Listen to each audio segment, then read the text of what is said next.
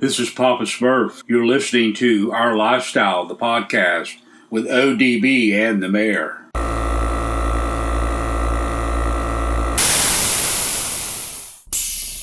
Yo, this is Rob Maggi, and you're listening to Our Lifestyle podcast.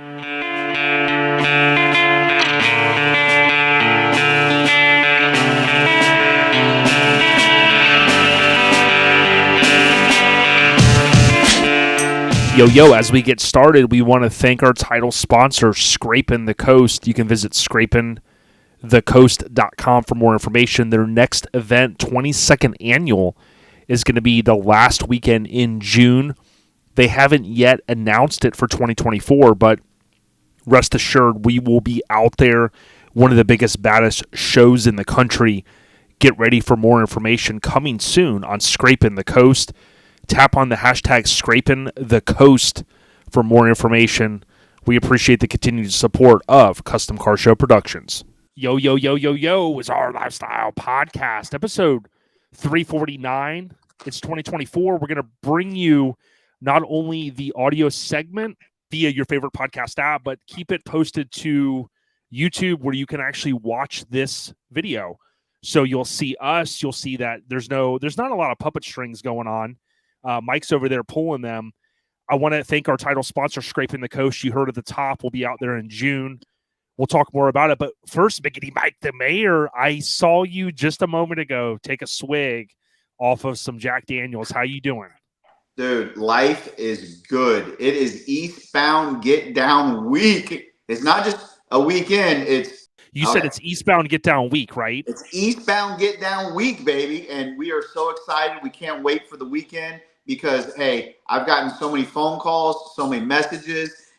I just actually, a good friend of yours messaged me earlier. He's coming from Wisconsin and flying in for the show because he's getting the hell out of Green Bay. Don't even tell me.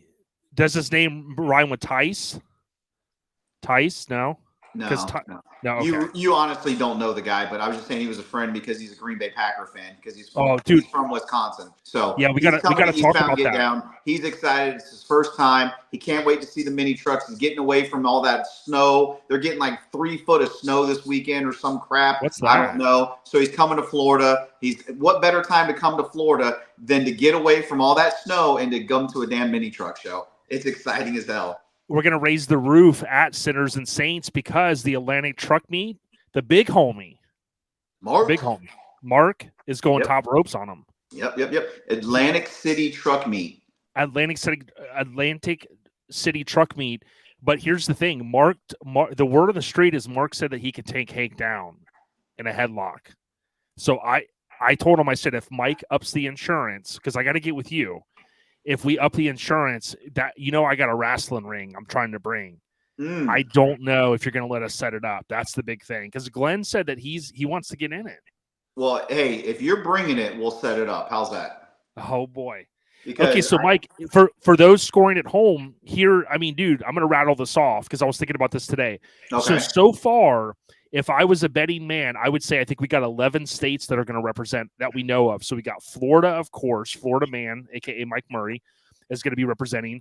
We have, Pennsylvania, New Jersey, Georgia, Tennessee, Texas, Louisiana, Oklahoma, Mississippi, and we had Massachusetts. Okay. That's a lot, dude. That is a whole bunch. And hey, if our favorite sheriff comes to town, he's from Whitesburg, Kentucky. KY, baby. Yeah. And we ain't talking your favorite substance that you sometimes have to. Well, we can't talk about here, Mike, because dude, I know you've been texting me. It's a family show, Jay. It's a family show. Dude, listen, you've been texting me some filthy stuff, dude, and I don't want to get in trouble. Nonsense. More nonsense. All nonsense. So check this out. Here's what we got going down. It's 2024. Happy New Year, everyone. We're going to try to keep things shorter and sweeter in 2024. We've said that before. Some of the episodes might be shorter. The good thing is, Mike, here's what I want to say, dude. Set goals and meet those goals. In 2023, we said we're going to do a bi-weekly show.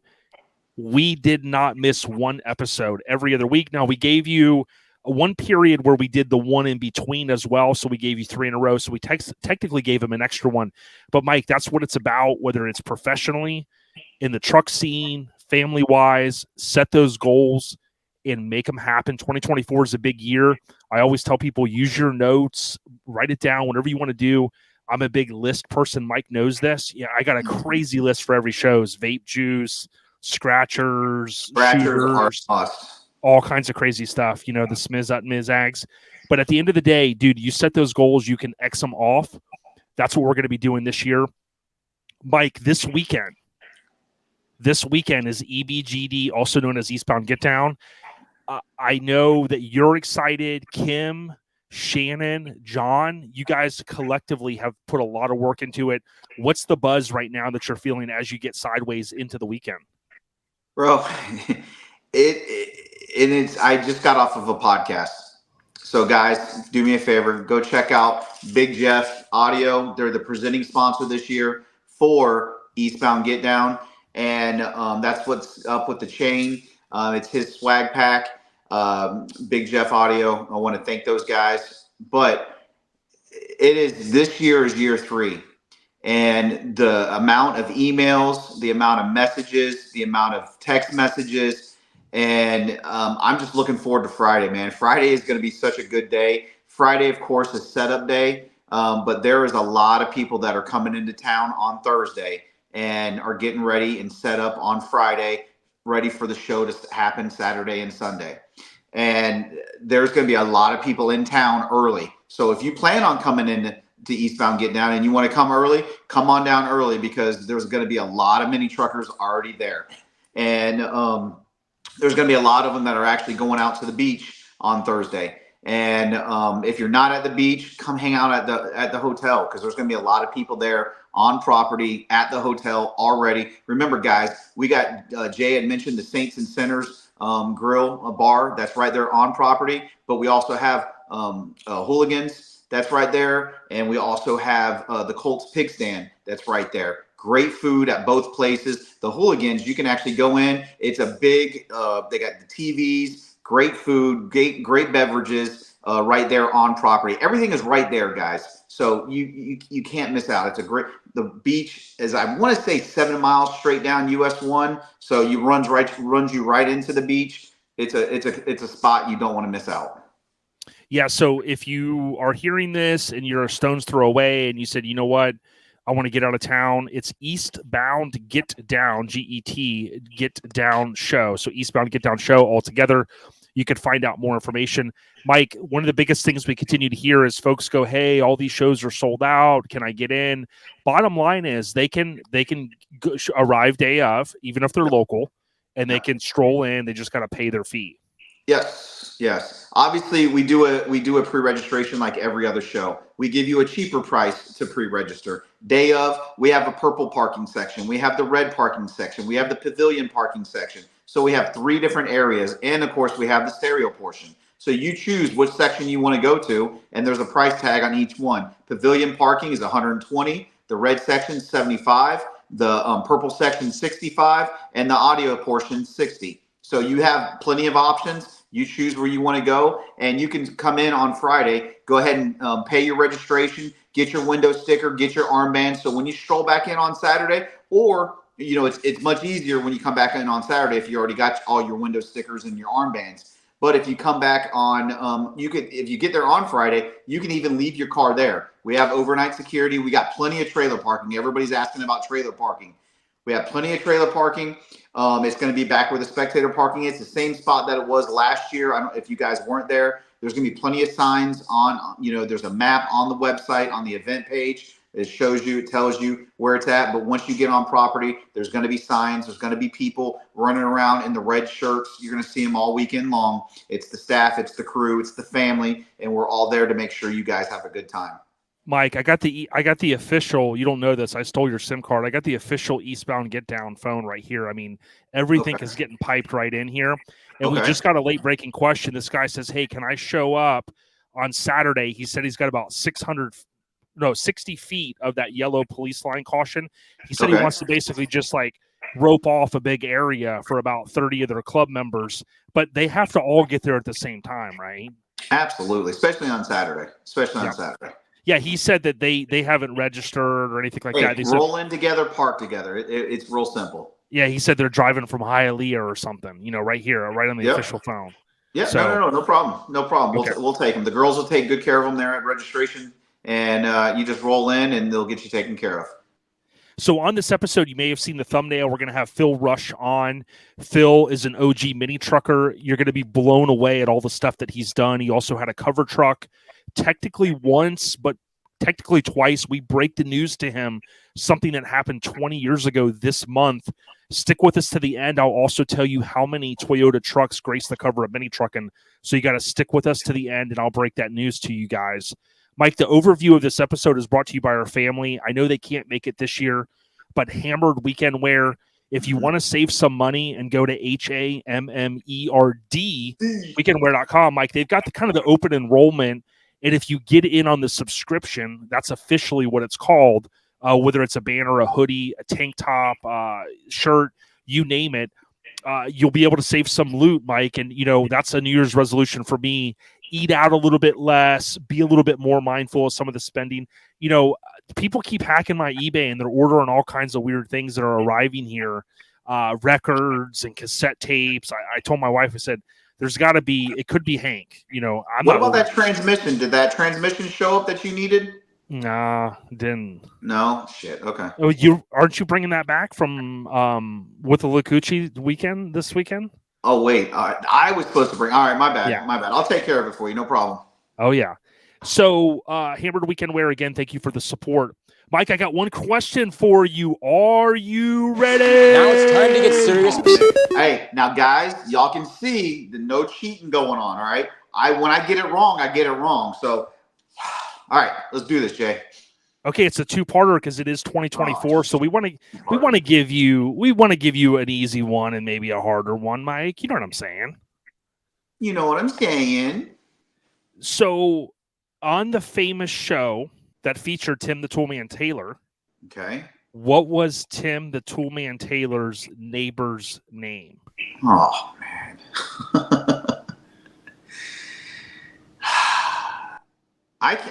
Honestly, I don't even remember the name of the show. Oh, dude, Home Improvement, bro. You cannot say 1990s without that, brother. Well, I just told you I couldn't remember. I just talked to Joey the other day, and Joey now,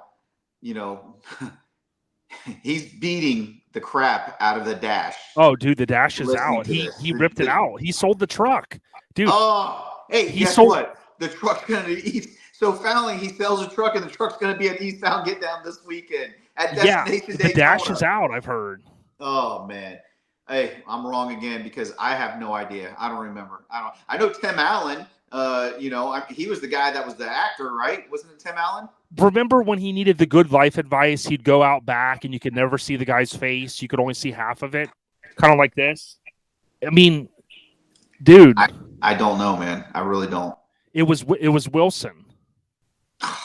Wilson. How can I forget that? And that goes back to Tim the Toolman Taylor many, many years ago. I think he would talk to his neighbor or something like that, and that's how he wrote that into the show, which was kind of cool. Did you actually watch this show? Yeah, I watched it. Oh, okay, all right. Because I remember it, but I don't remember it that well to me knowing who the neighbor was that he talked to. Okay, so do you know who the model was? This is part two. Who was the model that played on the show? I think it was Pamela Anderson. Yes. Oh, thank God. Thank God. I knew I didn't know that. I was possibly going to wrestle you to the ground. Oh, man. Thank God I knew that one. Thank you, Joey. Thank you. Trivia. Give me a high five right now. The Mayor is brought to you by The Sparks Show. Visit thesparksshow.com every year, August in Sevierville. This is, I believe it's going to be the 11th annual. Mike, I hate to tell you this, man. I hate to break you this news. I know I was going to text you the other day, but I figured you would maybe come more unglued if I told you on the live cast deal. Don't be mad, dude. Oh, never. Why would I be mad? I mean, my team made the playoffs, dude. Guess what? My team made the playoffs too, and we won our division. I don't want to hear anything about the Bucks. Okay.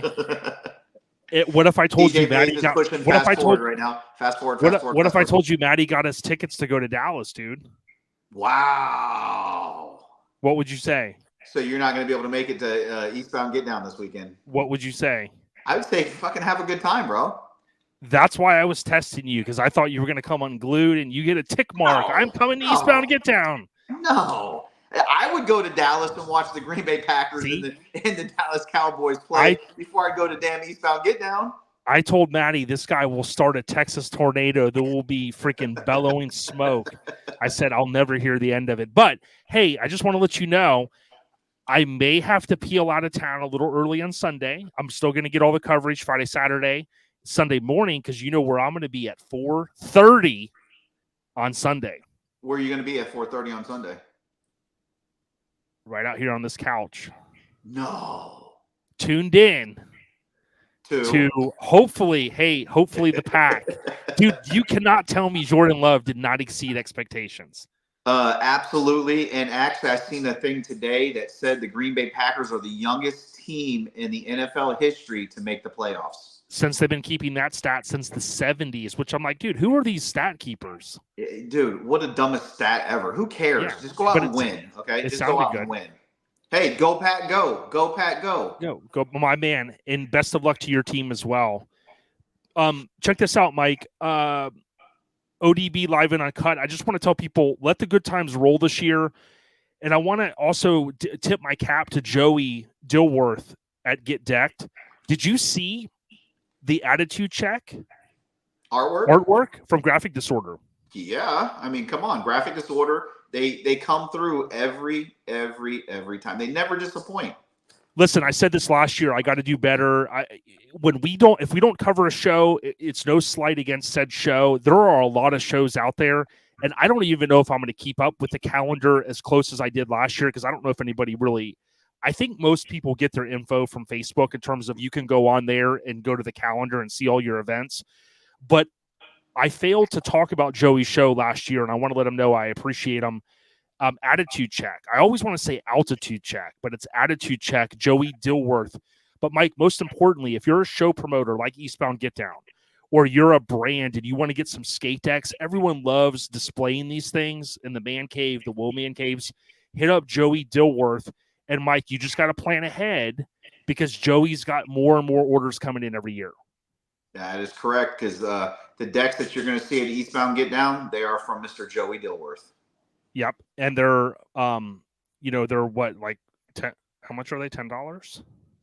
Well, for you, they're $100, but for everybody else, they're going to be $60. 60, or we'll do 2 for 150. You know what I'm saying? Let's just cut the deal right now. Well, you know what? I'll even do one better. I'll do 2 for 130. Nice. Okay. And then, you know what I mean? Well, so, I mean, it sounds like a pretty good deal to me. You know what I mean? Like a couple of scratchers on the side and, double it up. All right. So are we going to do $1 scratchers or $5 scratchers? $5's a minimum. Minimum $5, okay, dude. All right. Well, hey, I just asking. I like the 10. I prefer the $10 scratchers. Oh, yeah. No doubt.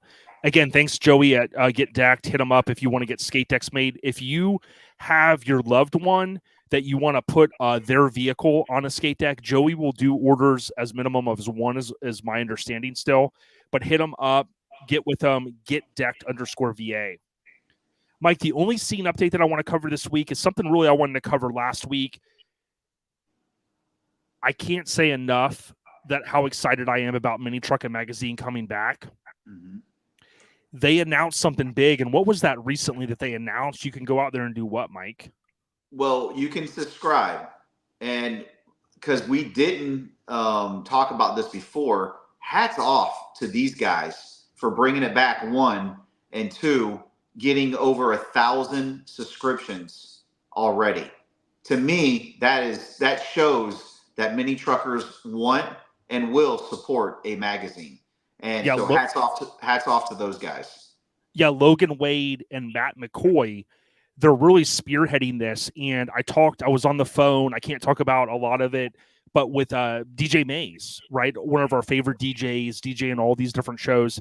And what Mays said that he is so excited about with what Logan and Matt are doing, they're involving the key players. They're not putting any politics in it. They're not saying, well, this or that. They're trying to get the lineage, which is a Ronnie word, back to maybe some of the original guys, maybe a Brian McCormick, maybe he'll do something. They're going after the right folks, and what I've tried to do is really keep out of it, because what I don't want to do is I don't want to be the guy, as I told you, Mike, I don't want to be like, hey man, you should do this, you should do this. Certainly Logan has reached out and he's like, hey Jay, would you be willing to do this? It's like, boom. I don't want to dictate the way things should go.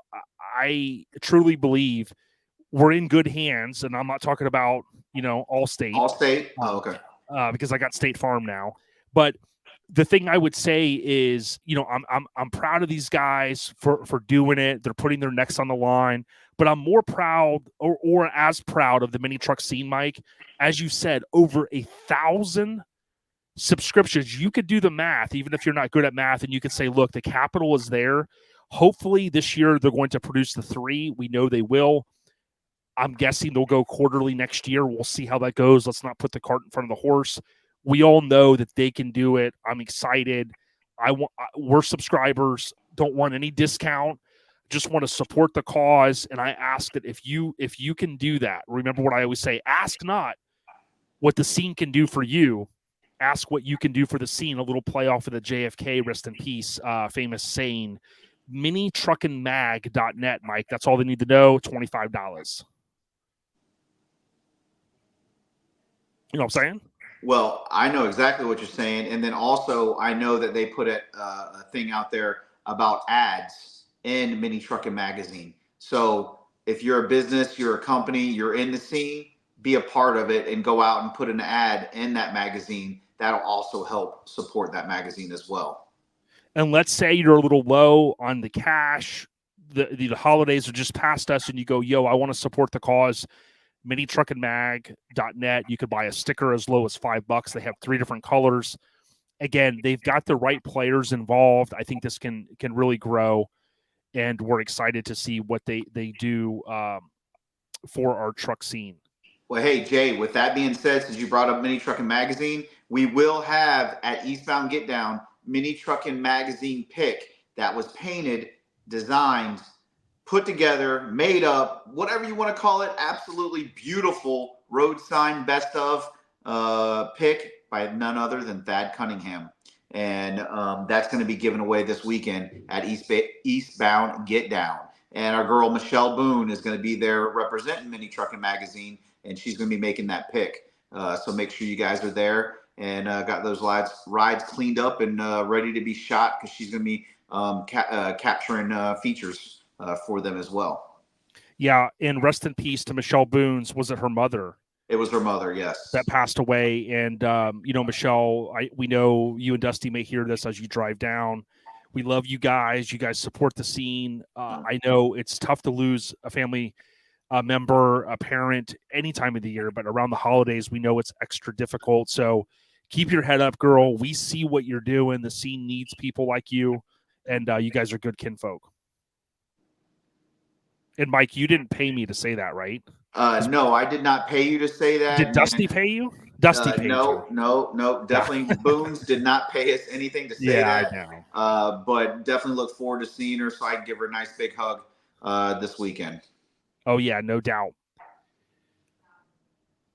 Mike, that's the only scene update that I want to cover this week, but I want to thank Garage Gear Clothing. This year, they're going to have their new trailer at shows nationwide. If you can't make it to one of the shows, go on garagegearclothing.com, show them some love, buy something, let them know in the notes that OLP sent you. If you're at one of these shows nationwide, go up to their trailer, buy something, let them know that you appreciate them. They are a great family-owned company, garagegearclothing.com. Hey, Mike, they do have some free shipping, I do believe, as well. If you spend Ben Frank, they've got it now. And I like that because you know what, guys? We don't talk enough about this. Shipping costs. Dude, paid the costs to be the bosses. The shipping costs have really risen, and I hate that, even us as a small business, if you want to call us that, we, the shipping stuff, I know, believe me, it irks us to have to pay what we have to pay, but it's certainly not cheap. And what they've had to do is move away from the totally free shipping model to something that says, hey, if you go and buy 5 shirts or 4 shirts, maybe a hat, boom, they can eat the cost at that point. So, but Mike, I don't have any industry updates that I really want to cover this week. I mean, there's a lot of recalls going on and all that stuff, but we do want to thank someone that I think is going to have an amazing show this year, Mike. We're continuing to see great social media presence, but the freaking weekend, you were there last year. Let's call that like the official wrap up of the summer, man. Hey, wrap up of the summer. All I know is that's a perfect name for that weekend. It was a freaking weekend, man. We had a great time. And I mean, I've said it time and time before. I love going to shows where you stay there. Show is right there. The beach is right there. Restaurants are right there. Everything is right there. You don't have to get back in your car and leave and go anywhere. Everything is all right there. The pool party, the after party. I mean, it's off the chain. It's a freaking weekend. It's a freaking party, and it's a great damn time. Trip definitely knows what the hell he's doing. Year 1 was a blast, and I can only imagine what year 2 is going to be like. But I know OLP is going to be there, so you know it's going to be a good time. It's going to be live and uncut. It's going to be crazy.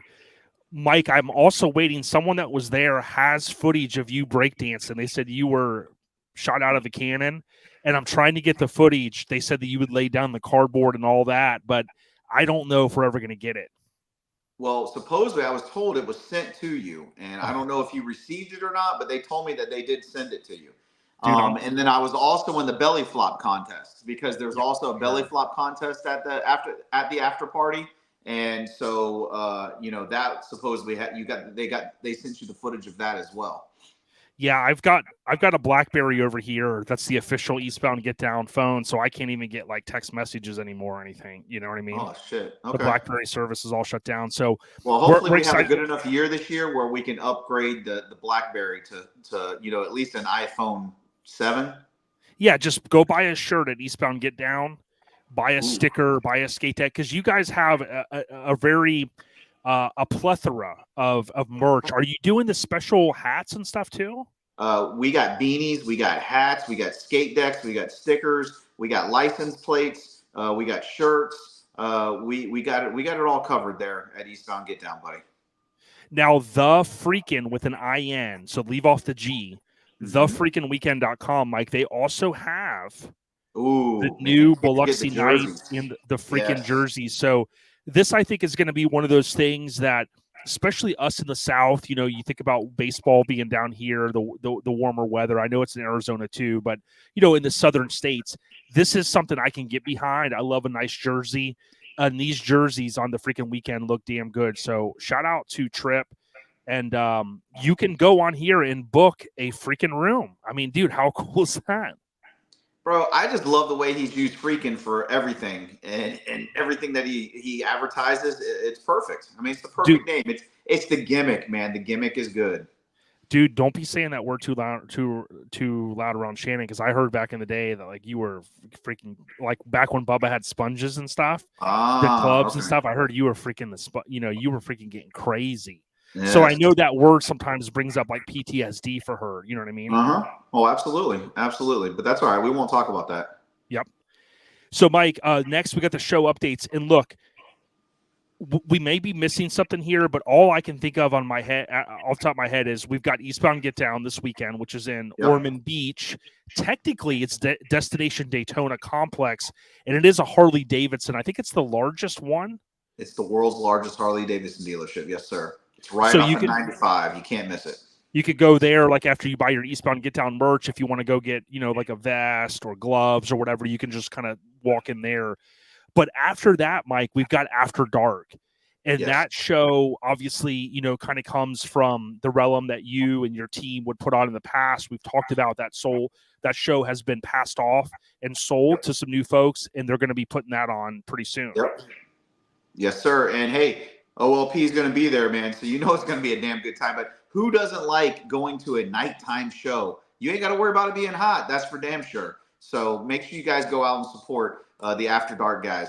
And the After Dark remix, I believe, is what their title in it. Yeah, and if you go on Facebook and type in After Dark, I'm seeing it as After Dark with one word and then 2024. That's going to bring you to Saturday, February 17th, 2024. Of course, 4 to 10, so it's that 6-hour period. There's some VIP spot potential opportunities you need to get with them and post in that group if you want to take advantage of that. If not, there'll be some general parking. I'm sure it will fill up. Before that, though, a couple weeks, I do think Angie Ellis, I think my wife said that her family, and they were kind of sick in the household, so they pushed back the Portillo's Cruise In, which is a local Tampa thing. That was going to be this past weekend. It's going to, I think, push out a couple weeks. So we'll kind of see how that goes. Obviously, that's a local meet. Now, I almost forgot to mention this, too. So, Drag in the Alley, February 3rd. How can we forget Drag in the Alley, man? My boys, Aftermath, man. It's the bowling tournament. Yeah, and Christian even hit me up and he goes, yo, if Mike forgets this, he goes, bro, he goes, dude, he said he had brass knuckles made out of billet. I don't know. You know what I'm saying? But Christian, listen, dude, last year, Drag in the Alley was a blast, okay? I didn't even bowl. I hung out with the crew. I got the pizza. The food was good. The atmosphere at that location, I think some of it's been remodeled. Certainly, if you're a mini trucker, I know we can't make them all. I'm not 100% sure if I can make it this year, but I will tell you, it is a good club, fun-filled weekend. Not even a weekend. It's just a day, and it's a cruise-in, so there's no fee to park out there. Everybody hangs out until it's kind of kickoff time where you roll in. Now, obviously, there's a fee for your club or your crew if you want to bowl. I believe it's $75, if I'm not mistaken. And you can't beat that for 2 or 3 hours of bowling. Yep. So everybody pitch in, and get you and a scratcher. They'll have the top 10 trophies, and they'll have some best ofs as well. Yeah, get you a scratcher. If you win 100, then boom, then you got 25 in your pocket. You know what I'm saying? Absolutely. Now, Lone Star Throwdown, I just want to remind everyone, listen, we know it's sold out. Come on out. We've asked people to bring more mini trucks. There's going to be some sick ones there, I can already tell you. If you just go to LoneStarThrowdown.com and you look at the title photo, and you see how many people and how many vendors, this is really the mecca for the truck world that weekend. 44 days away at the time of this recording, February 23rd, 24th, 25th, in Conroe. Mike, they cannot sleep on this. I'm telling you, it's going to be the event to be at this year. If you missed out, you didn't get the pre-registration, that's okay. Come in. Get your spectator armband. I believe it's $20 for the weekend for the 3 days because it's Friday, Saturday, and Sunday. Pay your $20. It's gonna be the best $20 you've ever spent. $20 make you, what is the word? Holla. Boom, dude. Next, we got the podcast updates. Look, all the merch was shipped. I did make a mistake. I had it on the spreadsheet. It was missed. So we're working back to potentially, looks like we're going to do a small order to true up the few people that did not get the hoodies. But I'm telling you, one of our favorite designs of all time. I'm going to tell everybody, this t-shirt merch business is not easy, especially on our team. Everybody has upped their game. Okay. We love the Hammered Weekend wears. We love the garage gears. There's plenty out there for everyone. But I'm telling you, when you see as many people that bought this shirt and these stickers and the hoodies and banners, we cannot thank you guys enough. When people like Chris at CNS Metalworks say, hey, it's my favorite design, I love it. Dude, it makes us feel good because, listen, Mike and Shannon put a lot of time into this. We do as well. This helps pay some of the bills, with the fees that I pay for some of the editing software, the fees now with the streaming stuff we're doing. It really all goes back to that, and we can't thank you guys enough. If you don't want to pay the shipping, come see us at After Dark or at Lone Star Throwdown. We'll be there. Yes, sir. And hats off and thanks for the support because when we got that order, Shannon's like, holy shit, there's like 4 pages worth of orders. And I think, if I'm not mistaken, I think it was 57 actual orders that we shipped out for that. And that was a good, and it took us a while. There's a lot of shirts to fold. That's for damn sure. Yeah, and I thank you for the efforts. You think about it was around Christmas. You got your home watch business. You guys are ramping up for Eastbound. So it doesn't go unnoticed. So I thank you, Mike. Oh, absolutely. Always, brother. We are happy to be a part of this. And thank you for everything that you do. Especially with all this, because I can't do all this. So you Dude. doing this, it makes it that much better. Teamwork makes the dream work. The podcast update is brought to you by Graphics Mafia, GRAPHIX, mafia.com. If you need stickers or need to reprint some old stickers, talk to Buddy. Mike, last but not least, we got the Eastbound Getdown FAQ. Ooh, another one. I like and this. Listen, I'm going to throw this one on you. If you Okay. just think real quick, what are, like, if you had to go elevator pitch, what are the top 3 questions that you just are getting? Maybe not every year, but this year, what are the stuff you and Shannon keep getting? Okay, the first question is about registration. Yes, guys, come out starting Friday at 10 a.m. You can come out and you can register. Get your armbands, get your window stickers. Like I said earlier, pavilion parking 120, red parking area 75, purple parking 65, and then stereo is 60. Okay, so that's probably the number 1 question. Number 2 question: is there trailer parking? We have plenty of trailer parking. And you're going to see, when you get to the show, you're going to see plenty of signs, and there's going to be plenty of people there.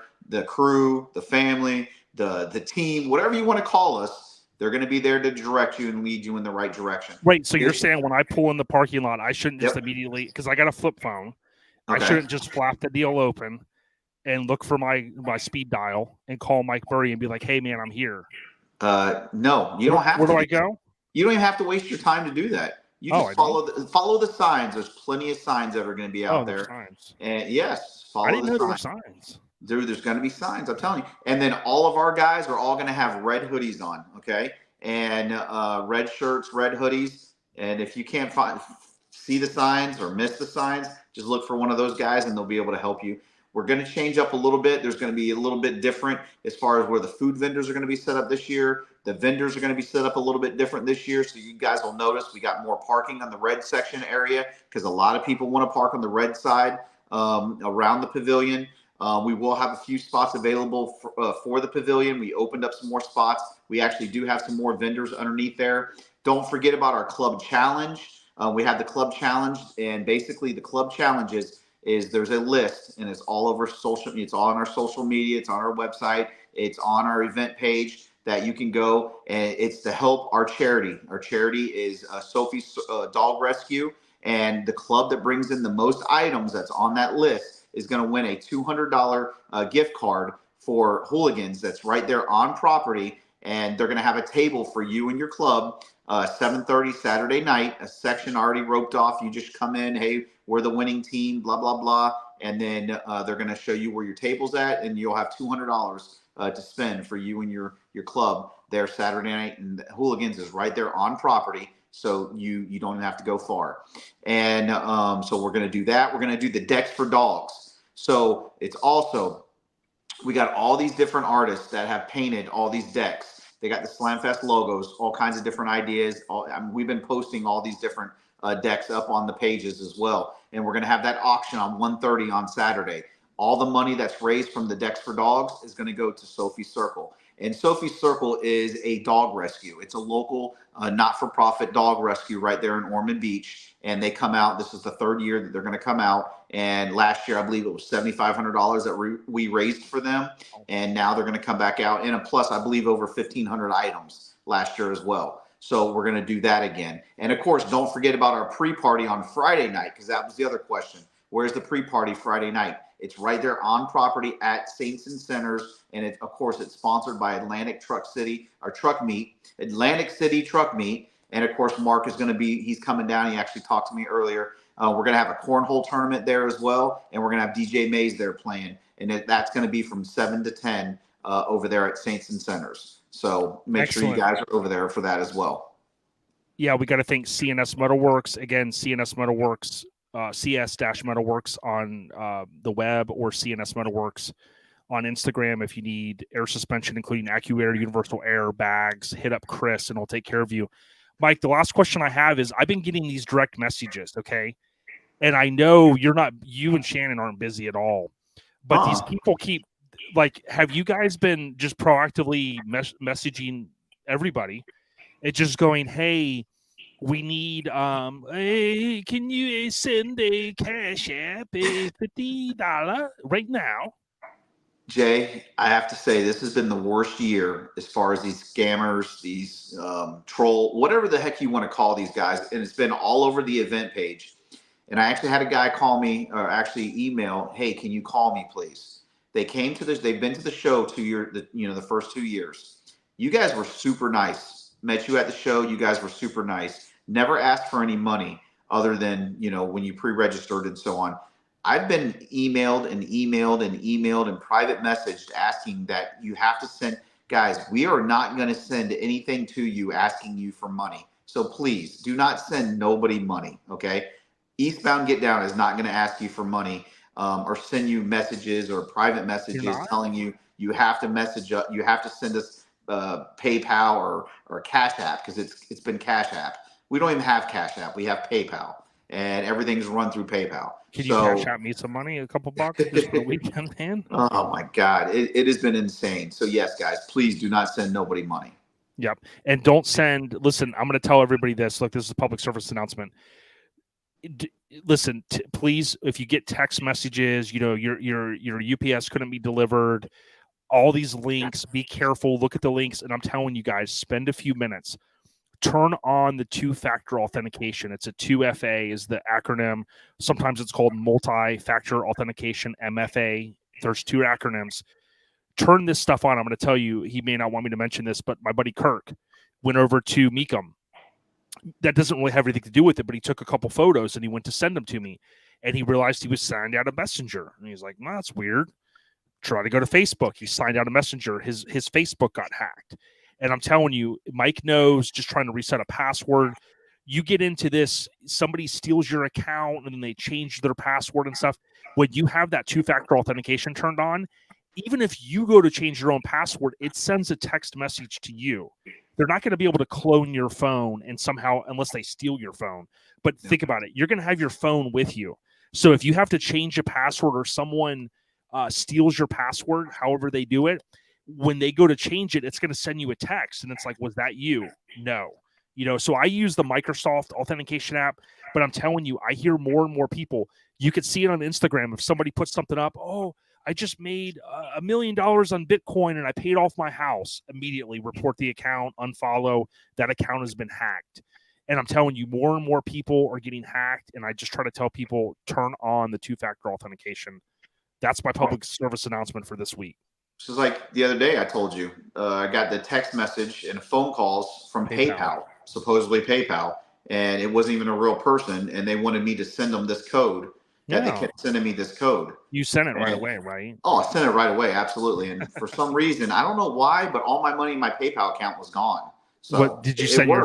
I have a photo of my social, like in my phone. I just text that too. You just text that too, man? Dude. Might as well go ahead and send them your bank routing number too. You know what I'm saying? Right. We're just kidding, everyone. Listen, be diligent. Mike, I can't thank you guys enough for watching and or listening. Please, if you can, tap on the hashtag Eastbound Getdown on Instagram or EBGD 2024. If you click on those, hit follow. So all of these posts that we're going to be making this weekend, you'll see them kind of curated extra into your feed. There's going to be a lot of cool stuff there. Thad is coming all the way from Pennsylvania again. But Mike, I also want to thank Daniel Smith. I know he has stepped up with Smithworks. Gooch is coming from Oklahoma. So if you start going 10, 11, 12 states, I mean, I'm proud of what this team's put together. I'm not even a part of it. Mike always says I am. I just like to give Mike a hard time. And I can tell you this, it's going to be a good weekend. It's going to be high 60s, low 70s. All this whole chill down stuff, it was all a gimmick.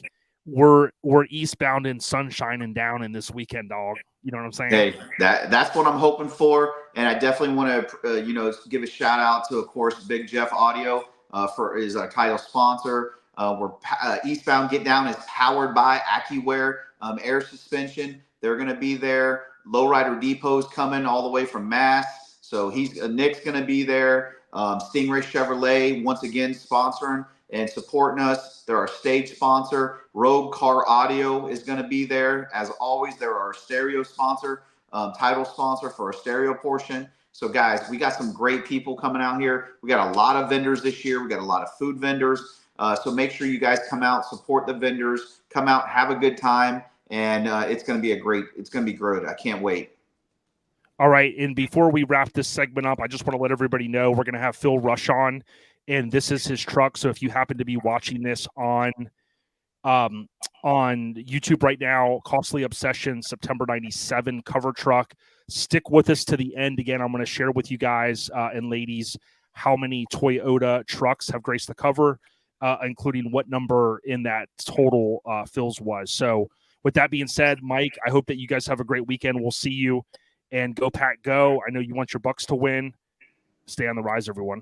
Hey, stay low, and see y'all this weekend at Eastbound Getdown, Ormond Beach, Florida, Destination Daytona. Be there. See ya. See you Friday, starting at 10 a.m. Hey, it's ODB. And before we roll into the interview with Phil Rush, I wanted to remind everyone, after you listen to this via your favorite podcast app, please go out on our YouTube channel, click subscribe. There is an opportunity to become a member, and you will find in 2024, the members will get additional benefits via YouTube, including ad-free audio and early access to some of our interviews as we go through 2024. I also want to thank Southeast Mini Truckin Nationals. If you're watching this on YouTube right now, you see on the screen, it is April 29th through the 21st of 2024. It's presented by Airlift Performance, and we can't thank Jason Bell and team enough for their continued contributions. This truck show started back in 1990. It's, of course, changed hands a couple times as well, and we certainly appreciate the partnership. In addition, there is one additional thing that I wanted to mention. I know LMC from Lowest Common Denominator Podcast, also known as LCD Podcast, he shared this with me, and I will tell you that I saw Shannon Bullis share it as well.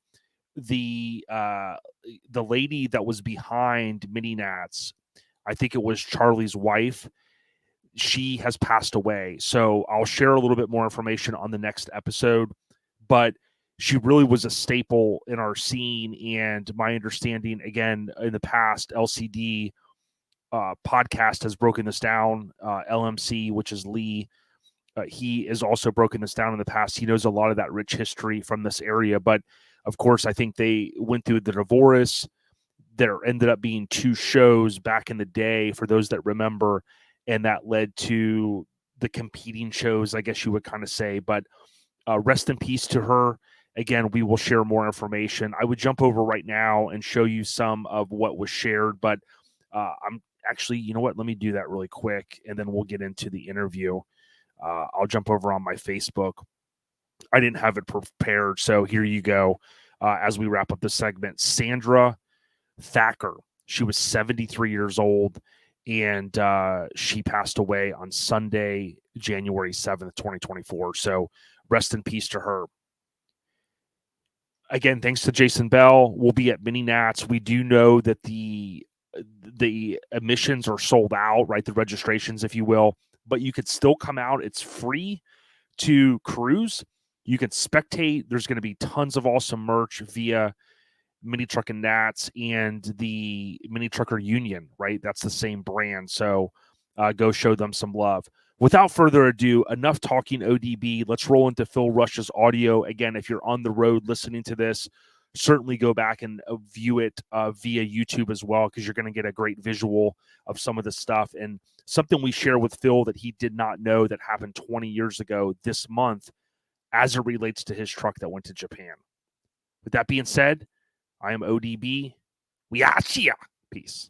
Hey, as I stated just a moment ago, super excited to sit down with our next guest. And we're doing, as I said, in 2024, more of the video content here on YouTube. But we've got Phil Rush. Phil, thank you so much for taking the time. No problem. I love to do it. Hey, so I got to ask you this. Share a little bit about yourself, kind of maybe where you grew up, and then we'll move into some of the questions around our favorite topic, mini trucks. Well, I was born and raised in Southern California. So I grew up in the 50s. That's when I was born, and the 60s. And basically, I lived in the same house from age 5 to age, I'd say 19, when my Okay. mom still let me live at home because I was going to college. And that was one of her rules. You can't stay here unless you're going to school. So I'm was raised by a single mother, and my hat's off to her. May she rest in peace. And my dad was a great guy too. So, and he's rest in peace too. They're both passed quite a while ago. Quite a while ago. Can't even talk. Yeah. I was born in 51. My mom was 40. My dad was 48, but they didn't look their age, thank God, because I think I've inherited that because I'm 72 now. Wow. And Well, congrats. You don't look 72. people tell me, because I guess it's semi clean living. Um, Never did drugs, never smoked, but I used to drink, but I gave it up. Yep. And I spent basically all my life in Southern California until I was 68, 69. And my wife and I got a bug, and she decided she wanted to retire. And I said, well, we can't afford to live in California if you're going to retire, because I was working for a Mercedes-Benz dealer at the time. I've gone Got through a it. lot. I think in an earlier talk, I went through a lot of evolutions. I mean, 30 Sure. years in the computer business and worked my way up to the top and all that. And then because of an unfortunate car accident, my life kind of took a left turn, but has actually turned out to be good. While I was recovering, I turned my hobby into a business, which then became Relaxed Customs. And what led me into all that was my hobby, which was my wife used to say, Phil can't keep his hands off of any vehicle. He has to customize everything he owns. And I Mm-hmm. think I've owned probably over 40 vehicles in my life. But Wow. in everything I've ever owned has always been me customizing it. Oh, And how yeah. I got involved in if you want to ask me another question, how I got involved in mini trucking, that's a interesting story there too. Yeah, I want to talk about that, but here's where I'm intrigued. So you go back to the era that you were born in, and it's unique because with you having your mini truck ties, I want to kind of know, like, we hear so much about the southern mini truck, or the southern culture in general, the car culture. Oh yeah, And I had yeah. Damian Fulton on, who did the, if you ever read any of the BMX magazines, he had Radical Rick. He did the character, and All he my lived. sons did. They Yeah, were major BMX people before they came motocross guys. So yeah, when you think back to the era with the music, the Beach Boys, the surfboards, the Woodies, all of mhm. that, do you have fond memories of that Surfer, era? ex-surfer, that's me. There you that's Blonde see, that's what I'm hair, getting at. blonde hair, and yeah, it kind of went along with the tan and all the guys that I grew up with. It was kind of cool. My era was nice because I was able to go to grammar school, junior high. Well, they call it junior high then. Now it's middle school. Right. High school with the guys that I grew up with. And the only time we parted company was when we went to college. They all went to different schools or went in the military or whatever. And my first car was a 1955 Chevy Bel Air. I sent you pictures of it. Well, Yep. some of the pictures. Yeah, and I want to show people, because here's one of the Okay. things that we can do, and this is why we want to get more into this content. It was a 55, right? Yeah, it was a 55 Chevy Bel Air. I was lucky because it didn't have the window posts. I helped a neighbor across the street. His name was Bill. He was 3 years older than I was. So from age 15, I started helping. He asked me to come over and help him, do something. And then after that, I kind of caught the bug, and I started helping him build the car. And Got basically, it it. was when he had it, first had it, it was a piece of crap. And then so he used to drag me to junkyards back in the day when they would say, okay, go back there. There might be some parts you want. And you walk back with your toolbox, standing in, ankle deep mud or whatever, and Uh-huh. taking parts off of old cars to put them on the 55. So we rebuilt the motor. He taught me probably most of what I knew about cars. He taught me all about engines, tearing them apart, rebuilding them. And I was just his gopher in his garage. He'll Got go it. get me this wrench, go get me that wrench, because that's how I learned what a spanner wrench was, what a pickle fork was, the difference between a flathead and a Phillips head screwdriver. And I mean, I learned all of this stuff from him. Now, And is he this? tore this. I want to ask Go you ahead. this: was this like kind of before or after the era of like when American Graffiti came out? That was before, because that was in the 60s. Got it. It was like I was 15, so I was like 65, Got it. 66. And that was the Surfer, Beach Boys, Dick Dale and the Deltones and all of that stuff. Yes. And I was also a drummer too, so I would play, this all kinds of music. I used to. Another thing too is in my neighborhood there was two bands, and one across the street I used to sub when their drummer wouldn't show up. I was only 14 or 15, and I would sit in when they became the Iron Butterfly, if anybody knows who they are. And I got a DeVita, and they did all that. So I used to sit in this garage band, Oh yeah. and sub when their drummer wouldn't show up. And then I had another band around the corner that was all surfer music, and I used to sit in for them. It was kind of fun. So I had a very interesting life. Didn't come from parents who had very much money, and so I had to work from age 10. I was a paper boy. Then I learned how to do concrete, and I was a hod carrier. Well, people know what a hod carrier is. It's the guy who carries all the stuff for the guys that are laying the bricks. So I was doing that. I was age 12 doing that. So it's like I grew up in kind of you'd say a rough time, but for me it was fun. Got it. So when my buddy across the street became 18, of course, he was fair game for the selective service when they had that for Vietnam. He got drafted, and he came across the street and said to my mom, "I don't want my car sitting at the base. I want to sell it to Phil." So I'm in my bedroom going, "Oh, please say yes." Because I'm like 16, 17 years old going, "Yeah." So yeah, I bought that car for $500. Wow. And they did paint and body work and all kinds of, we did all the mechanical, so it actually ran. Yeah, I bought it, and then I started working on it in my mom's garage and driveway and doing the body work and the interior, because the interior was nasty. When I got done with it, it was beautiful. I mean, Immaculate. I went to a junkyard, got bucket seats out of some car, I don't remember what it was, painted them with that vinyl paint that you can paint stuff with, and yeah, did the whole interior, did the body work. Then I took it to a paint shop, had it painted. That's the picture that you saw. Oh yeah. That was the That's bug. That planted the seed. yeah. One of my dad and our favorite artists was Tom Petty, "Running Down a Dream" is one of my favorite songs, and I love at the beginning of the song when he says, "It was a beautiful day, the sun beat down. I had the radio on. I was driving. Trees went by. Me and Dell were singing Little Runaway," and of course that's Del Shannon. But that, of course, reminds me. Of course, I didn't grow up in Southern California, but when I think back to the car culture and some of the things you're describing, jumping on the surfboard, ladies and all of that era, it just was pretty cool. And then, oh, by the way, a lot of the cruise spots and stuff. Do you have any memories of going down to those spots? Van Nuys Boulevard was a big, cruise night on Friday night.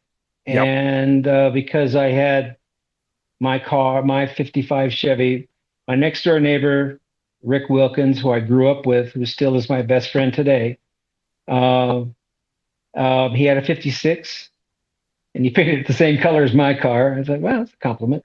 Then my buddy across the street, Tim Bertram, he had a 57. And we used to, sneak out on Friday nights, and somebody'd buy us beer, and we go to a park. And they said, "We should start a car club." And I said, "Yeah, I got a great name. Basic Boozers." It was like, they're like, "What?" I said, "Well, we're kind of basic guys, and we like to drink beer." So we actually had a stencil made up for our windows, and we're going to high school to see the high school. And yeah, it was kind of cool. I remember they were Catholic, I was Protestant, and they were strict Catholic. They went to Catholic school up until high school. So then we all ended up going to high school together. So we'd go in the parking lot, and we'd pull in. I'd be my 55. Rick is next to me in the 56, and Tim's next to him in his 57. Yeah, it was kind of cool. And then we had another friend. That's the era. That we grew up with.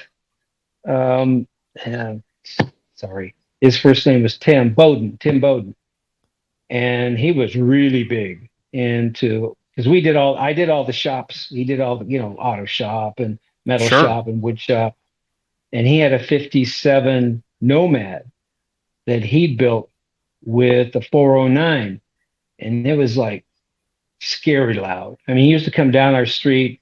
My mom used to shake the windows, and she'd go, "What the heck is that?" I'm like, "Oh, that's just Tim." Yeah, And that's his call. yeah, and he Um, ended up going to Vietnam. But fortunately, he survived. But he came back, and I think he probably had Agent Orange because he died of cancer a couple of years ago. And yeah, well, and rest it's in kind peace of to your friend. And I yeah, know, for for his service. I believe you told me prior your father was also in the service. yeah, So rest in peace and thanks for his yeah. service. And when I Now, was in the computer business, half of my career was aerospace defense. So a lot of my background is what we call black, where I had top secret clearance. I had the highest clearance that a civilian can get. So I worked with the military, the Pentagon. I was very fortunate in my career. I was all over the world. It was kind of cool, and there's a lot of stuff. I worked for three-letter acronym agencies that have an right. I in the middle, CIA, DIA, and I worked for the FBI. I did a lot of really cool stuff. So that was my way because unfortunately I had an accident when I was a kid and cut off some fingers. And when I went to the selective service board meeting, when you're 18, you have to go check in back then. Okay. And Rick and I went together, and he's like, "Oh, you're A," and he looks at me, and he looks me up and down, and then he looks at my hand, and he goes, "Oh, sorry, son, you're 4F." I was like, "What? What do you mean a 4F?" He goes, "Yeah, you got three fingers, two fingers missing, half of them." I'm like, "Crap." I mean, I wanted to join. Didn't want the army to have me. I was going to be a Marine, but that didn't Wow. happen. And Yeah. Well, so you tried. yeah. So maybe that was God just trying to save me because Rick got a education deferment because he was like an A student and all this kind of crap. And Tim got the same thing. I'm like, yeah, I'm 4F. Yippee for me. Right. Right. But I want to do a shout out to there's a book and I haven't purchased it yet. Rick McCloskey. He did a book. I don't know if it was about a year ago. It seemed like it's called Van Nuys Boulevard, mhm. 1972, and that summer Oh, he took a bunch of photos. And you probably crossed paths with that guy at some point. I probably raced him Yeah, because you're probably we used to some go of the have races, not on Van Nuys because that was not, you didn't do that.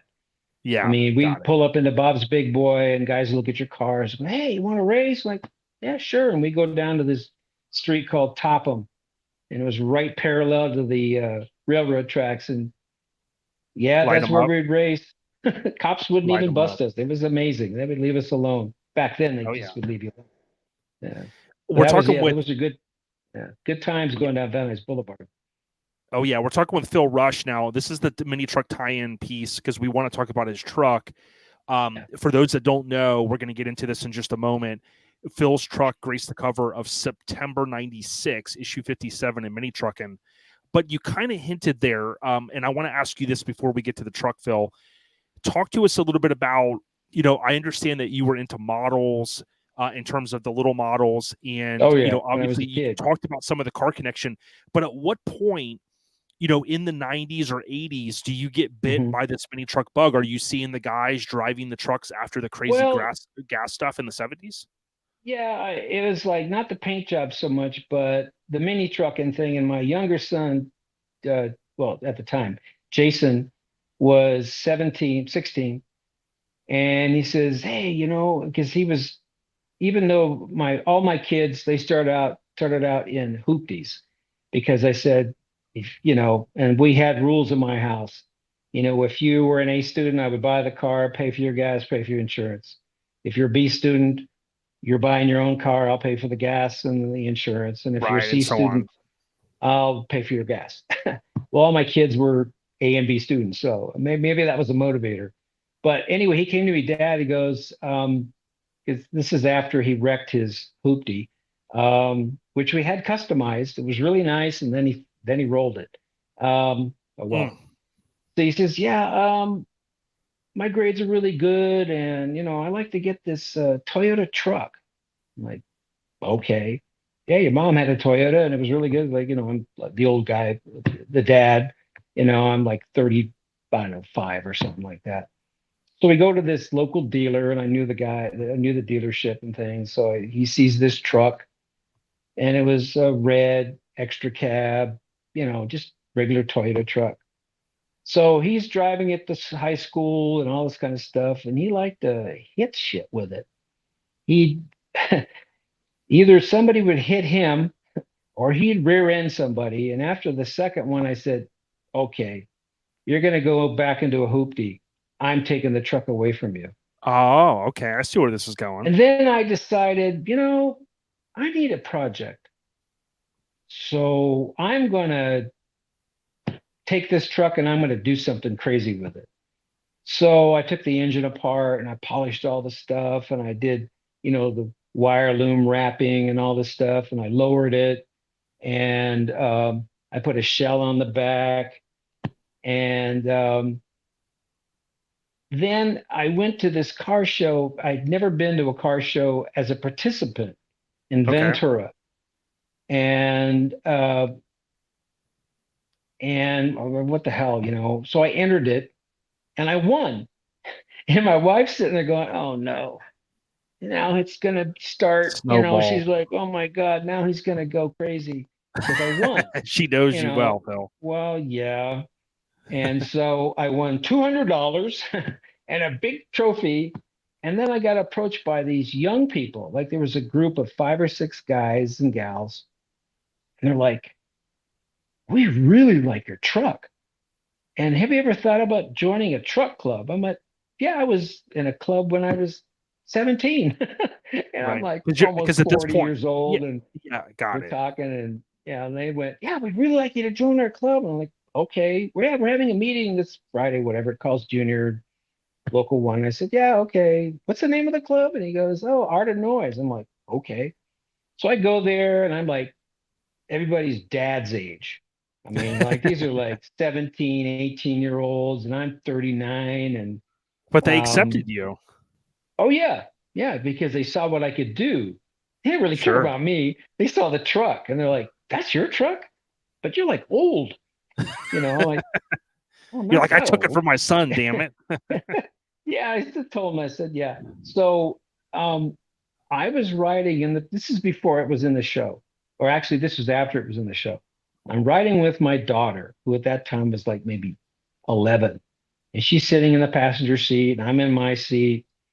And I picked her up from school or something, or we went to the market or something. And we're driving back home, and this drunk, SOB, we're at a red light, and he comes up and smashes right into the back of the truck. I'm like, you son of a bitch. Then he takes off. I'm like, oh, that's the wrong thing to do to me, because I'm like a type A in your face. I'll throw down with you any day. You're coming after. I chased him. And he went into this messed up neighborhood. And I'm not going to get racial, but sure, it's fine. Anyway, so he was drunk on his ass. He pulls over. I go over to him. His front end's all smashed in of his truck, but it could still drive. And I'm saying, roll down your window. Roll down your window. No, that's English. Roll down your window. So finally he rolls down his window a little bit. And I said, you need to get out of the car. I need your driver's license and your insurance. Of course, no insurance. I find out later.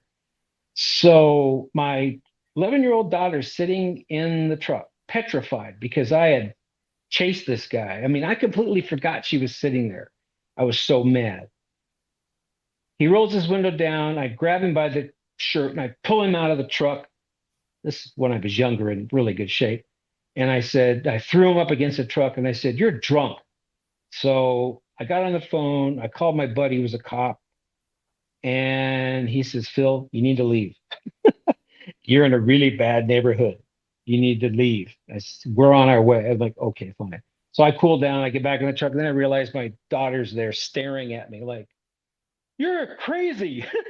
Wide-eyed. you saw what I did to this guy. And I'm like, oh, crap.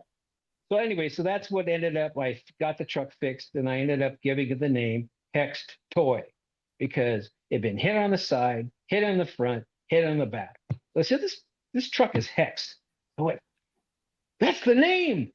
Yeah, and I'll pull some Right. photos of it because Yeah. we didn't have them handy, but it went on to be featured, I think, in Truckin' in the 90s. Yeah.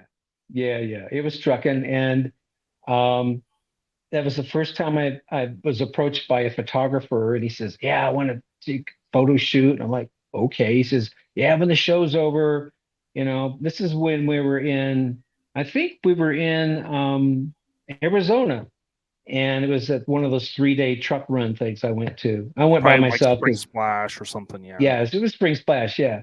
And so we're taking pictures and everything. He goes, yeah, it's going to be in a magazine in about 3 months or whatever. I'm like, oh, cool, So he writes a really nice article about it, and I feel really bad because I can't remember his last name, but his first name was Corey.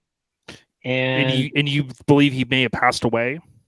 yeah, he passed away I think about a year ago. I saw something on Instagram, so that really bothered me because he had done a few of my photo shoots of different vehicles I'd done. But then, then I looked at the truck and I thought, I keep winning and it's just in the modified.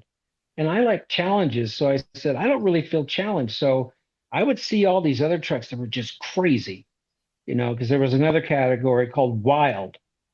And I said, I'm not even going to do extreme. I'm just going to do screw it. I'm going to go all the way. Leapfrog to the next one. Oh, yeah. So then I just took that same truck and completely just disassembled it, and took it apart. And that's when I met. That's when it becomes this Costly Obsession. Yeah, it becomes that. Eventually that. There's a lot of people helped me build it. My older boy, Brian, he actually was working for Mike Cox, who may he rest in peace. Yep. And that's when I met Mike because my son was working for him in his auto sound and security in Agoura, California.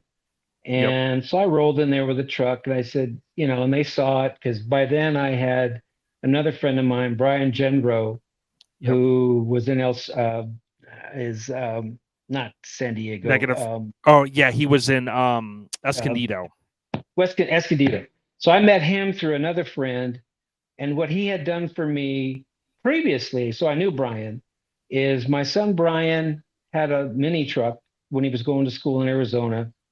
And he got into kind of a situation and I ended up having to take it out of the impound yard. And I said, you know what, you're hanging around the wrong people and you need to focus on school. So I brought him a motorcycle. And I said, I'm taking the truck back. So on my way back, Brian knew I was coming. I said, I've dropped off his truck with Brian.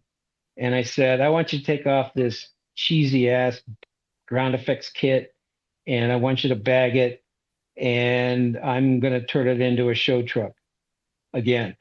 The only thing we saved on it was he had this weird paint job on it. I said, I want it all black because there was an airbrush of Bob Marley on the hood and I'll send you pictures. Okay. And so then it went into the show and it won. I'm like, okay, great. I didn't even mean to win. And so then I get home and I get all these guys that want to buy it. And I said, fine, you can have it. So I sold it. So I needed money for Costly Obsession. I mean, I needed money because I owed Brian a lot of money for, bagging it and all this kind of crazy stuff. He shaved the door handles and things. And so then I met, I had a painter who had painted all my stuff. And my son, Jason, is an artist, sat down with me and we created the paint job on paper. And I took it to my painter. I said, can you do this? He says, oh yeah, I've been wanting to do something like this for a long time. So I trusted him. And I said, I don't want you painting the shell. I don't want that because eventually I may want to take the shell off. Yep. And so my son Brian and Mike Cox did the whole interior.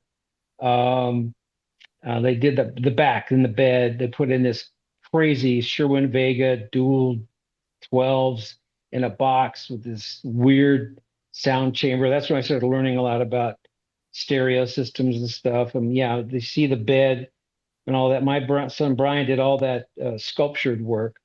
And then I had another friend of mine who was an upholsterer. And of course, I went and bought bucket seats out of a wrecked car. And I had him do, the bucket seats. They came out of, I think, a Corvette. And I had him stitch it all up. In the back, there was no back seat. We turned that into just a stereo. Yep. And that was because really it was cool. basically what they call a walk. It was a walkthrough, right? Yeah. Yep. Basically, in the back, we had a TV. Everybody, because that was back before anybody really did TVs. Sure. I got this portable color TV that you could slide a VHS into. Right. We're going to go back that far. And I had to put in a 12 volt, to 100 to 110 volt converter. And we built this box that held the TV there. I don't think there's any pictures of that, but we'd be at shows, and because of the sound system was just killer. I haven't had an SPL sound offs in a couple of shows, and it actually won one, which is kind of crazy because I never thought it would win. And we dropped the tailgate, lift up the back of the shell. We were inside of one of these shows in one of these halls, and we put in Terminator, has got a crazy sound system or soundtrack. Sure. And we're playing the movie, and people are coming by, and they're like, "Oh, can we sit down and watch this?" Like, I don't care. Right. Sure. That was like before, like back, home. So people were sitting in these little, mini like lawn chairs, and I'm like, yeah, whatever. I don't have popcorn or drinks, so you just watch the movie. Yeah, those are the kind of memories that you don't forget. Sure. It was really cool. Yeah, and that was photo shoot. Yeah, the photo shoot was very memorable. So. Yeah, I wanted to ask you about that because, like, what we see here, right? So, to your point, we see the professional auto sound and security windshield banner, which again, that was Mike Cox's business. Yeah, so I let him put that on there. Yeah, amazing. And then you've got the even though I Vegas. belonged to Relaxed Atmosphere, I eventually went over to Relaxed Atmosphere. I left Art of Noise. So yeah, and that's another question I have for you too. But when we look at I know the truck was in Relax when it got shot here, but do you remember, was it in, what was the city you had to go to? Do you remember? Was it planned? Oh, for the photo shoot? Yeah. Jesus, I know it was in Los Angeles somewhere. Somewhere, yeah. They used to have their headquarters. It was a studio, and it was really nice. They had this huge white backdrop, and the floor was like this really nice gray. And then Tiffany Richardson, I think, was the model. Really liked her. She's a nice gal. Of course, not bad to look at either. She's on the cover. Oh yeah, just awesome gal. Very nice. I've had different experiences with different models on different photo shoots, and you meet some that are really nice, and you meet some that are really, they're just into themselves, and that's fine. Oh yeah. You don't talk to them. You just don't talk to them. Right. Yeah. And we could, just so everybody knows the table of contents here, I wanted to show you guys this. It basically reinforces Phil had the 92 extra cab. Of course, it's on the cover of September 96, which was really a golden era, that mid 90s period. Oh, now, yeah. When they basically say, hey, we're going to shoot your truck, right? You pretty much knew because you were going to a studio indoor session and stuff. Did Shartsis, who was kind of running the ship at the time, did he pretty much give you the nudge and go, hey man, it's going on the cover? At the time he said it was cover worthy. Got it. So I didn't want, I don't think he wanted to set my expectations too high. Yep. But when he sent me, snaps of it or samples of it, I was like, holy crap, I've made it. Yeah. Now in that era, the younger folks that are listening or watching this, thank you so much. Watch till the end if you can. We got a lot more to talk about. They may not realize, even me, I remember the excitement going to the mailbox. And of course you can still get magazines, not as many as used to be. But do you remember, like, did you catch wind? Did Shartsis eventually tell you, hey, it's going to be on the cover? Or did you have to wait till you went to the mailbox that day? No, he told me. Okay. And he said, if you want to come on down, I've set 10 issues aside for you. So, oh, nice. So I drove down to the publication business, which I think was in Orange County or something. Yeah. Well, I don't care. I'll drive to wherever. And I've got a, shrink backpack like that, 10 of them. And eventually had a big, there was another company that would contact you and say, hey, we do The uh, plaques. the plaques, and are you interested? I'm like, oh yeah, it's only cost this much, but I don't care. I mean, it was a couple $100, but I didn't care. Yeah, you're And like, that's, hey, yeah, yeah. I mean, yeah, Hex Toy. Well, I already knew about him because Hex Toy was on a plaque, yeah. and then this was on a plaque, and then I had several after that. Between my son and I, my older boy Brian, who did several vehicles, who had photo shoots as well. Yeah, that was fun because in our shop, Relaxed Customs, which is kind of interesting, the heritage of the name came from belonging to Relaxed Atmosphere. So it was kind of an I homage figured. to my buddies in Relaxed. I really liked the name, so I sort of borrowed it. Right, right. And yeah, it became, and it became really cool because it did a lot of work for a lot of different, God, all kinds People. of different levels of, just anybody coming in with a mini truck all the way up to guys coming in and they wanted us to lift their trucks, and that's big, huge Dodge or Ford or Chevy trucks. And we do all of that too. I mean, we did pretty much, ours was like a one-stop shop. That's what I used to say is like, you will never see anybody else. I have subcontractors that work with me, Sure. but we're responsible completely for your vehicle.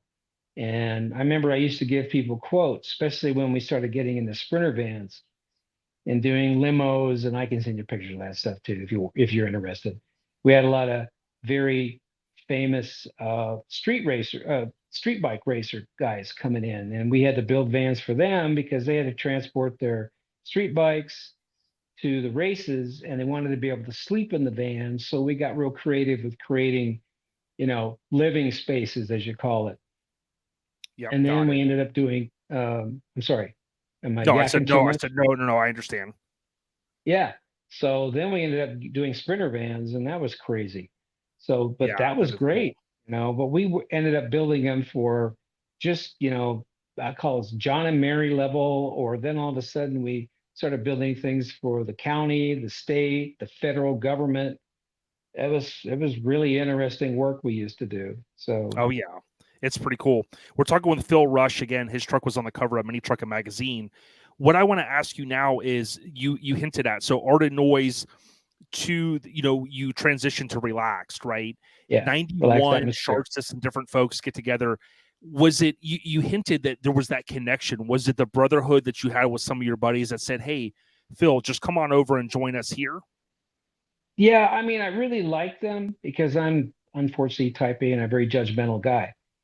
And when I met these young people at the first Art of Noise meeting, I really liked them because they were down to earth. They weren't into drugs. I mean, yeah, they drank, but that's okay. Sure. They wanted to have fun, but they didn't do, what I say is questionable practices. They were great young people and they had their lives and they worked hard.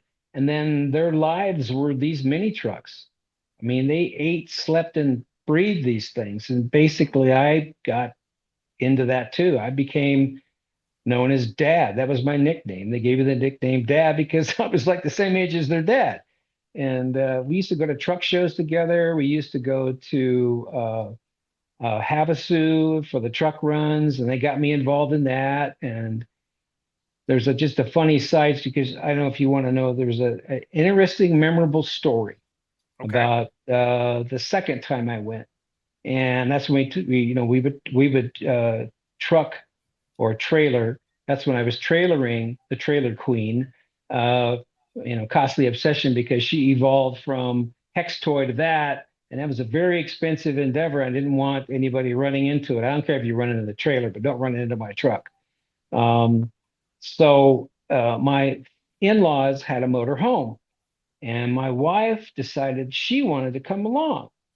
So she had met all these young people at a truck club meeting, and they really liked her, and she liked them because she saw what kind of young people they were, because they're the same age as my son Brian um, and my son Jason.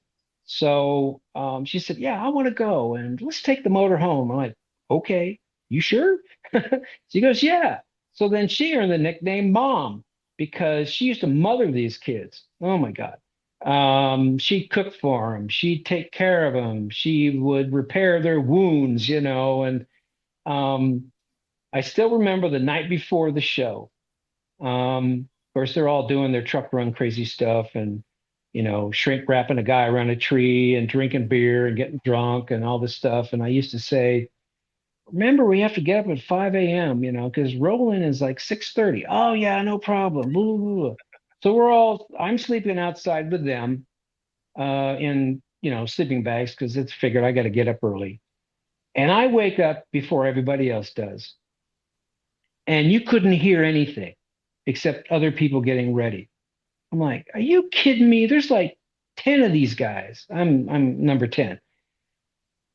And I'm like, they're not getting up, they're not waking up. So I go grab a spoon, a metal spoon that my wife had, big, huge dipper thing, and a big metal pan. And I go around, bang, bang, bang, right next to these young people in the sleeping bags. You should have seen people getting out of sleeping bags so fast in your life. I'm like, reveille, dude, get up, bang, bang, bang. And I said, and I kicked the chair and I said, we got to get going. And I said, my truck's already ready, so, I never saw anybody get dressed. Well, they were already dressed. It was like Sure. a comedy show. If you could have filmed it, you would have laughed your ass off watching these people falling out. One guy got out of the sleeping bag. He was trying to walk in the sleeping bag. He fell on the ground and it was comical. And he finally got his truck ready and we all rolled in. And then you spend the day trying to recover. And you're walking around in 109, 110 degree temperature and you're tired. And it's like, and these guys had hangovers like you can't believe. And it was fun, and it was really fun. There was a lot of memorable things. When I have look at a lot of friends today that I still know that are obviously older, that did all that crazy stuff at shows. I'm always the kind of guy that used to, I remember this one fight my friend Eric Scarlett got into. He was really high strung. He's like 10 times worse than me and a lot younger. And I think I've heard that name before. Yeah, he's very, very well known. He does metal work now. He builds American flags. He's on Facebook. And you can find him. Yeah. He was always a very creative guy. And I still remember, he had hair down to here and he was ex Navy SEAL. So he was really, and somebody kicked dirt on his truck or something like that. And I'm watching this and he goes over and tackles this guy, starts beating the shit out of him. And I had to go over there and grab him and get him off of him. And I'm like, what the hell are you doing? And he kind of looks at me and goes, okay, I'm sorry, Phil. And everything then went back to normal. I'm like, see, you were a good influence. Do that, Eric. You were a good influence influence the show. Yeah, now, I tried. Yeah. What did they end up nicknaming you? He almost punched me. But then when he saw who I was, he was like, oh, okay. He was like ready to oh, okay, it's you. Like, yeah, you need to chill out. You need to stop. What did they end up nicknaming you? What did they end up nicknaming you, Phil? Dad. They nicknamed me Dad. That was my nickname at the shows. They'd say, hey, Dad, like, hey, how you doing? Like, it's Pops. It was either Pops or Dad. So, that's cool. Now, so you kind of hinted at it there. So basically, it sounds like, you had a lot of friends in a relaxed atmosphere. So it was no hard feelings against Illinois. It just was a natural progression for you. They understood it was just a much bigger, almost nationwide club. And I wanted to be part of something much bigger. Sure. So that's what I did. Yeah, no hard feelings. Exactly. And it was fun because I used to run into him at SEMA and we'd always talk to each other and, hey, there's Phil. And like, oh, there's Brian. There's, whatever. And we'd yell at each other. And it's funny now because I still keep up with a few of them on Instagram because they post on Instagram all the time. So I see what their trucks are and stuff. It's fun. Yeah.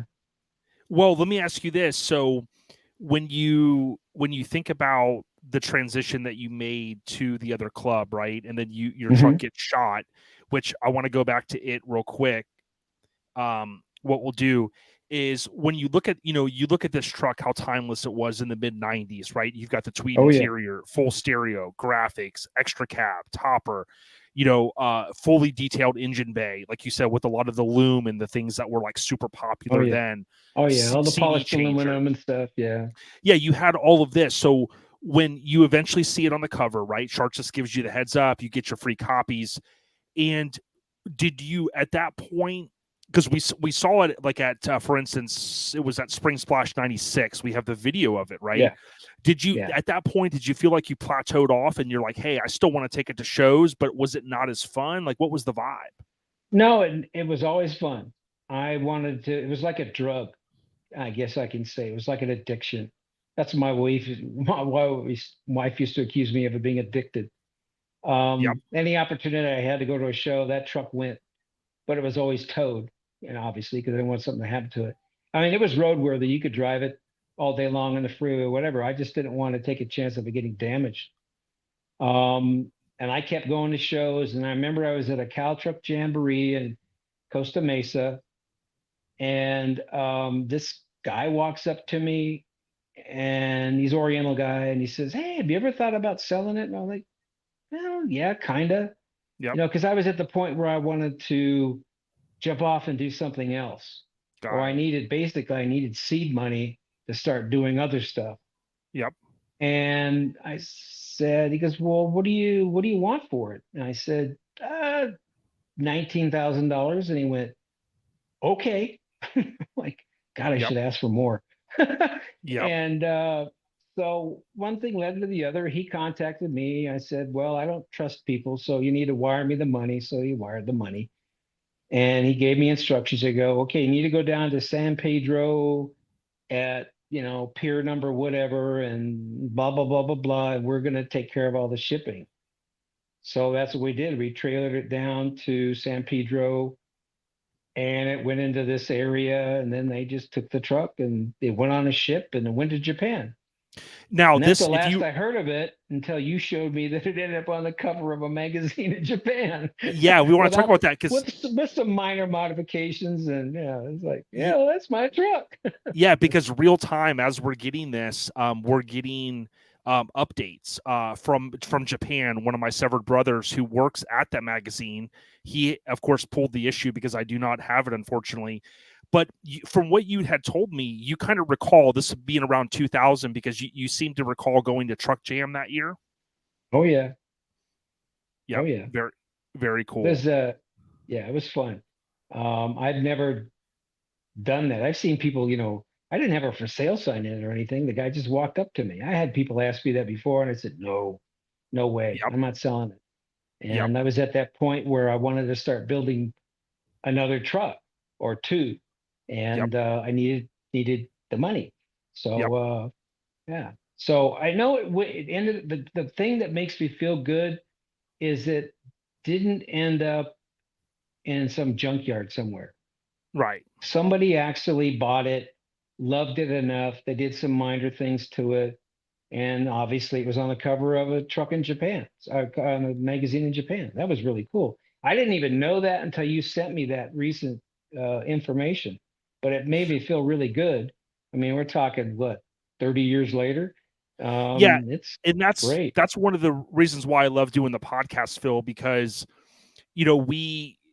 I've tried to curate this information because, like, over the years, I mean, there's, we had somebody on last year talking about Steel Flame that got made into a Hot Wheels. And, we were able to then, get him to send us, it was in a couple, like an obscure magazine in another country. Right. So the thing that I love about it is, like, even 20 years later, we're able to kind of uncover something and go, like in your case, you as the owner, like, hey, you had a cool journey with it, you sold it. And then, hey, it ended up making its way to another continent. And oh, by the way, it was on a cover of another magazine. Yeah. Now, Well, that paint job was sort of like a trendsetter.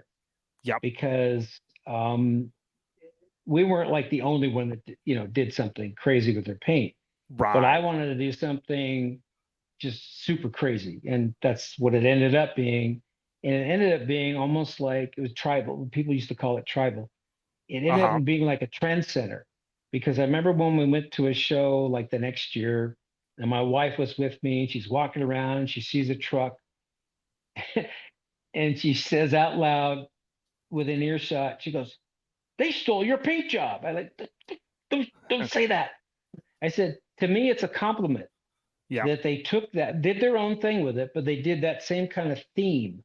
Yeah. And I said, so no, that's a compliment to me. When somebody yeah. copies you, it's always a compliment. It's not something negative. So Oh, yeah. I thought it was great. And sort of then, I started seeing all these wild and crazy paint jobs, and it made me feel good. So Now, I do want to say this, because I got to thank Rick Bentley. Rick Bentley was our guest on episode 100. And Rick, if I remember correctly, I zoomed in on this earlier. Rick sent me this. I don't know if you remember our customs. yeah. Yep. Yeah, so Rick, that's my plaque. right. That's Yeah. what I thought. And Rick, Yeah. I believe it says his name too. So he must have done something on the truck, because Rick was a good source, and he sent me this. And I want to thank Rick in case he hears this. Okay. And now here's a show. I showed this earlier, but I wanted people to see that in this era, and we still see it with our kinfolk like Eddie Gordy, that's just, tearing up the scene right now with what he's doing. But if you look at what's going on here, again, our friend Ruben Artiaga, who you may recall his name. Ruben's a really good friend of mine. We Yep. keep up with each other on Instagram. Yep. Ruben's a great guy. He's one of our teammates here. He helps us a lot. And Ruben spoke highly of you, and he goes, "Hey, make sure you bring up the Michael Cox connection." But if folks look here, this is what was going on in this era. This to me was, the height of, people taking the wheels off, full displays, full interior. The hood is off, it looks like. I used to do that at shows because I wanted people to see all the hard work that we did on just not the paint job, but the undercarriage. I mean, the level of detail that we would do to clean it. And, I had those wheel mounts made by a friend of mine who had a company called Totally Polished. Yeah. And I don't remember his name, but chalking up to old age. But I came to him and I said, "This is what I want. Here's the lug pattern." And he made them, and that's just polished aluminum. It looks like it's chrome, but it's just polished aluminum. Yep. And you see the rear discs. I had those chromed. And then also the leaf springs. So I was kind of into a lot of that flashy stuff. Sure. And I used to roll out the carpet and have these little stanchions and do the whole thing. And that's what we went to. Yeah. Some of the guys that taught me a lot of stuff when I first got in this, Chris and Rush, they had a lot of the photos from this era. And of course, looking back at the magazines and hearing the things they would talk about, it was basically a competition level. And you kind of have that to a certain extent. Like now we have our friend Eddie Gordy, as I mentioned, with his Mazda, he's going the world of wheels and he's racking up points nationally. Right. But in this era, it was like winner takes all in terms of, and that's where a lot of the competition came from. Last Look with Eric, rest in peace, Eric Coleman at the color shop. You had this competition level, was kind of like a gentleman's competition. It was friendly. And as you know, like when we had Brian Gendro on, one of Brian's good friends, Mike Collins, who we also had on with Skybody, these guys talked about some of the things you're saying, Phil, where guys would go back to the lab, aka their garage, and they were looking to go to the next level before that next show. Oh yeah. Yeah. Now, we would always not try to outdo each other, but I was learning from other people. Yep. Yeah. Now I was learning what makes it win. Yep. And what gets people's attention. It was like the mirrors underneath and all that crazy stuff. Yep. Now here is the 20. So this is another reason why I wanted to have you on this month. So thanks for bearing with us because you've been on the list a while. No problem. This was 20 years ago this month. So January of 2004. So when I talk about the legacy of a truck, this truck, again, September 96, it's on the cover. 8 years later, it's on another cover in Japan. And not a lot of folks have seen this. I got to thank Makoto from Severed Japan. He has worked a very long time at Truck Trends, which is now Custom Trucks Mag. I call it CTM for short. This is the feature. So most people have never seen this. Now, I will tell you this. I need that sent to me. Yep. I'm going to send it to you.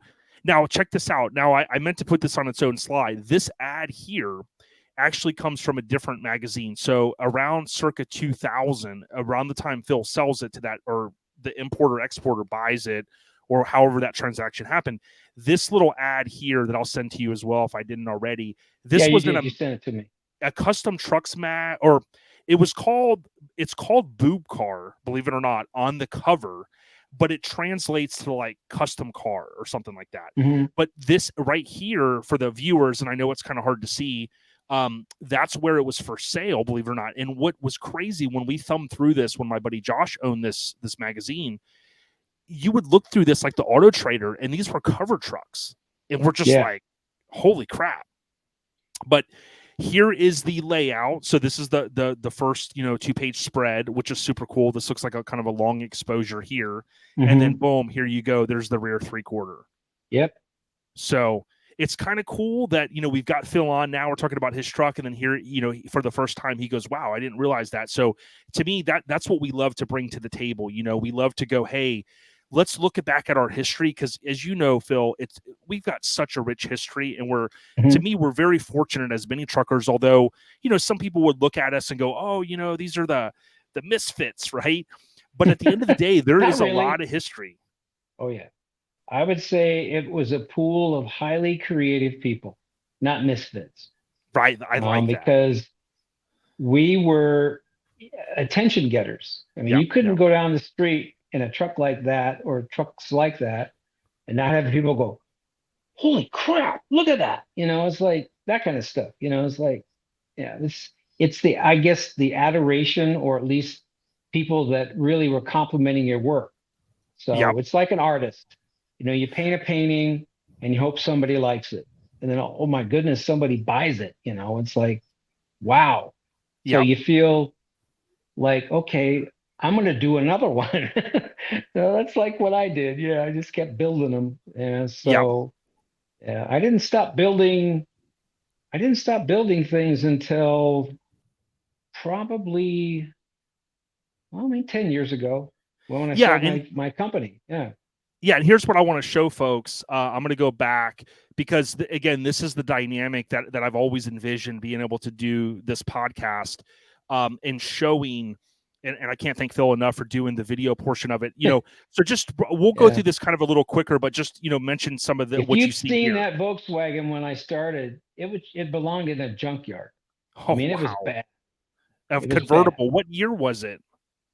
I think it was a 70 or 71. It was a Super Beetle.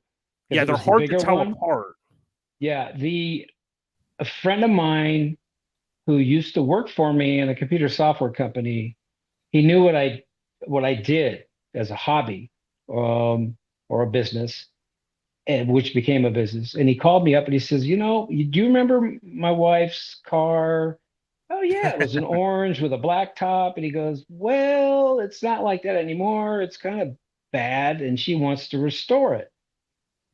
And I said, "Well, okay, does she want to restore it or customize it?" And he says, "Well, she's got this color that she really likes." I said, "Okay, so she wants to customize it." So yeah, I took this piece of junk, which you couldn't even drive it. I mean, when you sat in the driver's seat, which looked like all the seats looked like a dog had attacked them. I mean, they were all ripped up, like you see in movies. Oh, the dog just went crazy, and that's what happened. Her dog went crazy and tore up the front seats and the back seats. Insane. And you would sit in the driver's seat, and I drove it, I think, like not very far, and you had to, I don't know if I can show you, you had to sit with the steering wheel sideways to go straight. And I said, "Okay, I'm not taking this back to my house. I will trailer it because it's not drivable." Yeah. So I took it back to my house, and a friend of mine and I, who worked out of his garage, we completely tore it apart. That's cool. Rebuild it from the ground up, motor and everything, new tires, paint, and the whole 9 yards. Had to do a lot of body work. There's a lot of rust. So basically, all the fenders were replaced. Yeah, it was pretty cool because I found these restoration parts places for Volkswagens. Oh yeah. We talked about the 55. I remember this as soon as I saw it because I read Truckin front to back every month, and I have almost everyone from the 90s. I remember because down here it says Lance Martz, and I remember this Yeah. feature. This must have been after SEMA because it's at the Salt Flats. Yeah, it was. Well, this was SEMA. The repeat offender portion is they approached me at SEMA and they said, "Oh, Phil, here we go again." And they said, "We really want to shoot your truck or your Durango." And so the nickname of this vehicle I gave it was Deranged. And it was kind of deranged because the body kit, and I had it bagged and it was slammed on 22s. And of course, the engine, you can't see the engine, but it was crazy again. It was Phil Rush engine. Yeah, and we're showing you guys all this because I want you to know that although Phil had the one cover truck, I mean, Phil and I have spent some time on the phone, and it's mind-blowing. We're going to go through a couple more of these slides, but, I mean, you have had your hand in so much stuff outside of all of the other stories you've told me. Like, it's mind-blowing, Phil. Yeah. And then this was lifted Ford crew cab dually. Yeah, that was a Ford crew cab 4x4 that we got from Ford. We became a builder for Ford Motor Company on sort of a fluke meeting at SEMA one day. They approached me, and because I was walking around doing my spiel, trying to get free stuff for the next project. And they said, you're Phil Rush, aren't you? And I go, yeah. You did that mini truck that was on the cover of Mini Truckin. And I went, yeah. Which one? They went, oh, the one with the wild paint job. And I said, oh, yeah. They said, well, we'd like you to become a builder for. That's back in the day when you could buy a vehicle for $1. They stopped all that in 2008 when we had that big, unfortunate financial crash. Mm-hmm. But so I built several, or not my company built several of them for Ford. And this one we built for Gibson Exhaust. They were sort of a co-sponsor. And you bought the vehicle for $1. You had to keep it on the show circuit or magazines and stuff for 18 months, and you got to keep it. And this was back in the day when we had the reputation, fortunately, thank God, that we could get sponsored by everybody. I made phone calls. They said, just tell me what you want. And so this paint job, again, was designed by my son, Jason, who's an artist. And this one I nicknamed Hellfire. And that's when I knew Al Martinez because of the shows, but I knew he had a custom paint company or a shop. So I went down there, met with him, and I had, renditions, and I showed him, and we did this one and an excursion also. His painter did the paint job. And then we lifted it, put like an 8-inch lift on it, have, I think they're 39-inch tires. And then we did the suspension. It had all the drive shafts realigned and everything. And then we had propane injection put in it. That was another company that sponsored it. Wow. Killer sound system, the whole 9 yards. And then, it was kind of a crazy thing. It was a monster to drive. I mean, it was loud because we had the custom exhaust put on it that Gibson built for the diesel. And this was the first Ford we built. It's kind of laughed when they sent me we want you to build a 4 Taurus wagon. I said, why? And I guess back when they were trying to still sell them. Right. And I'm like, okay. And they sent me these pictures and they said, would you build it? So they said, well, you need to send us a proposal. I said, okay. So I did this artist rendition of what you see where the gal that's standing next to it, it looked like pretty much like that. And so I did that from basically a piece of paper. And that was in magazines too. That was in Euro Lowrider. Yeah, that's what I was going to say. I remember you telling me that, and how ironic because, you look at pretty much anything you touched, and some guys might go, oh, this guy Phil, I remember him back in the day. It like even the mid 90s, you build this cool truck, but this stuff is slammed and lifted. This is in 2004, I think, 2005. We did this. And then this is later on. This is 2006 truck. Yeah, we built that one. That was my son, Brian. He was the project manager on that one. But my son, Jason, designed the paint jobs. It had 2 different paint jobs. Right, so this is one paint job. Yeah, and the one that you see in the far upper right-hand corner, that's when it was nicknamed Silver Ghost. and that was in a Truckin magazine photo shoot. That's the photographer laying on the ground that you can see doing a shot from underneath, taking a shot of the truck. Got it. That was kind of cool. That was out in the desert. And then this is my Tonka toy. I built for myself. Um, it's a standard cab, short bed, 4x4 Dodge Ram truck that I built. I lifted it, and again, I had the brakes changed out. I had it re-geared because I put a bunch of engine work into it. So basically, it was a 3.9. It was a 5.9 liter, but factory, I think it was like 290 horsepower, and I had it up to 390.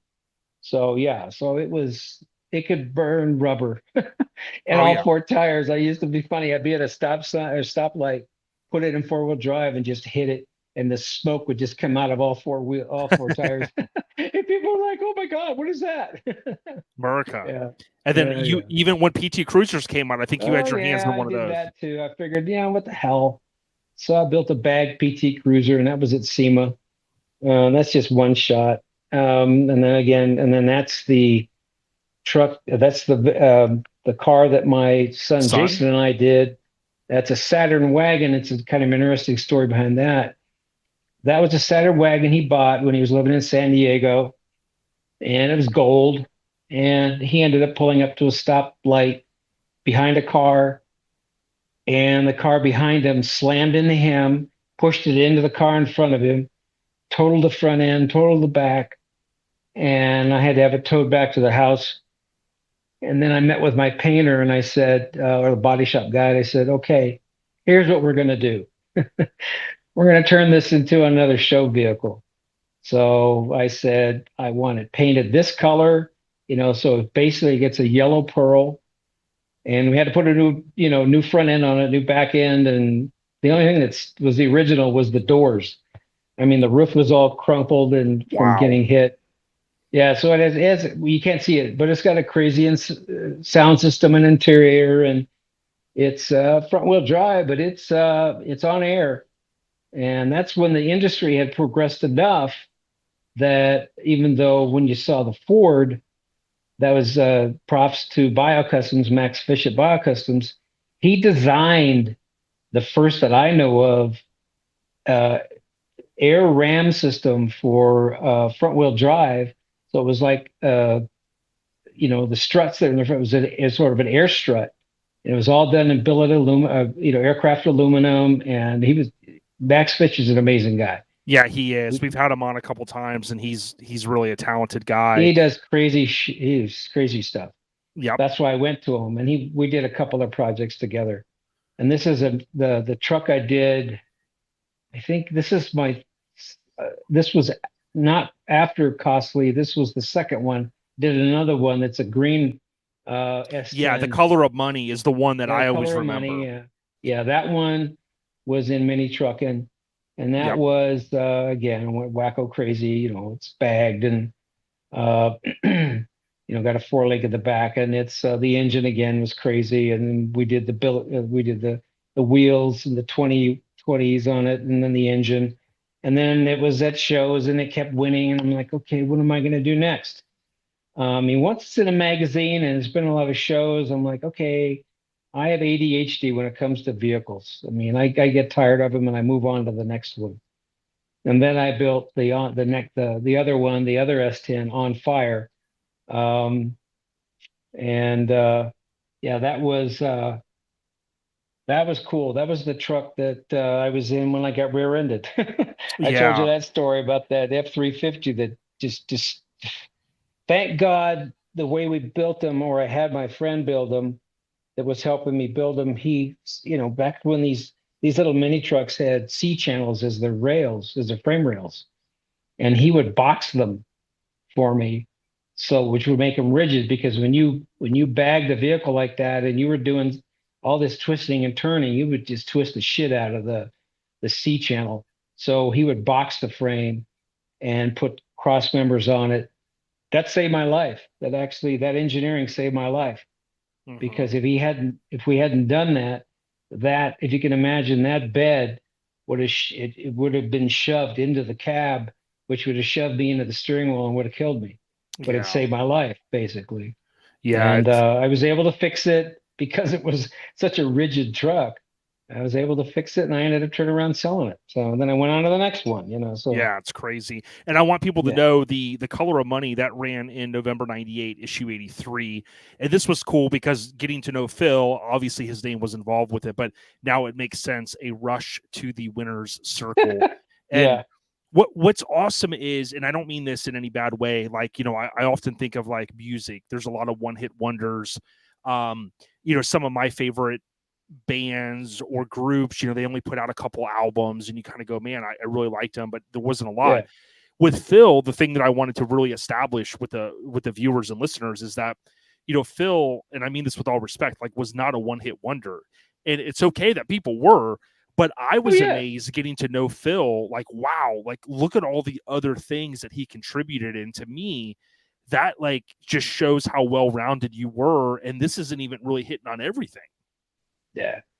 It just, to me, it was my creative outlet.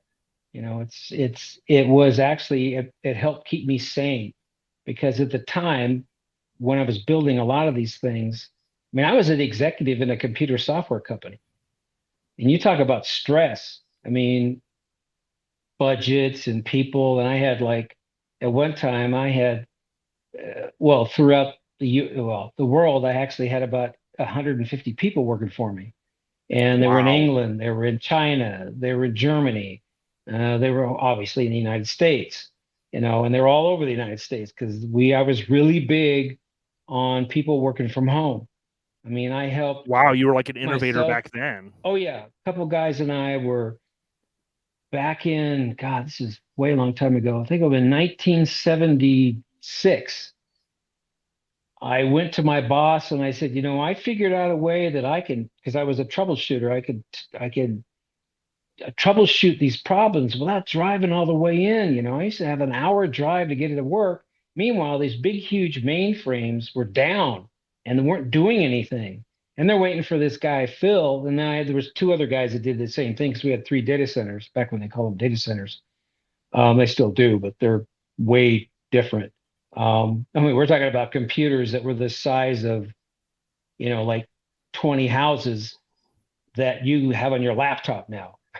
So that's how crazy it is. But we used to use dial-up, and I figured out a way I could troubleshoot from home. So I didn't have to drive. I could sit in my pajamas on a computer terminal, and I could figure out what was wrong with the computers and fix it. And then, or tell people on the other side, here, go do this, go do that. And all of a sudden the systems would come back up. And I felt great about that. But that was in the mid-70s we were doing that. Oh yeah, that's pretty cool. That's pretty cool. And then when I went into other businesses, I mean, I had people that, I had, executives, oh, you can't do that from home, and I can't trust them. And I said, they're salaried. You're not paying them by the hour.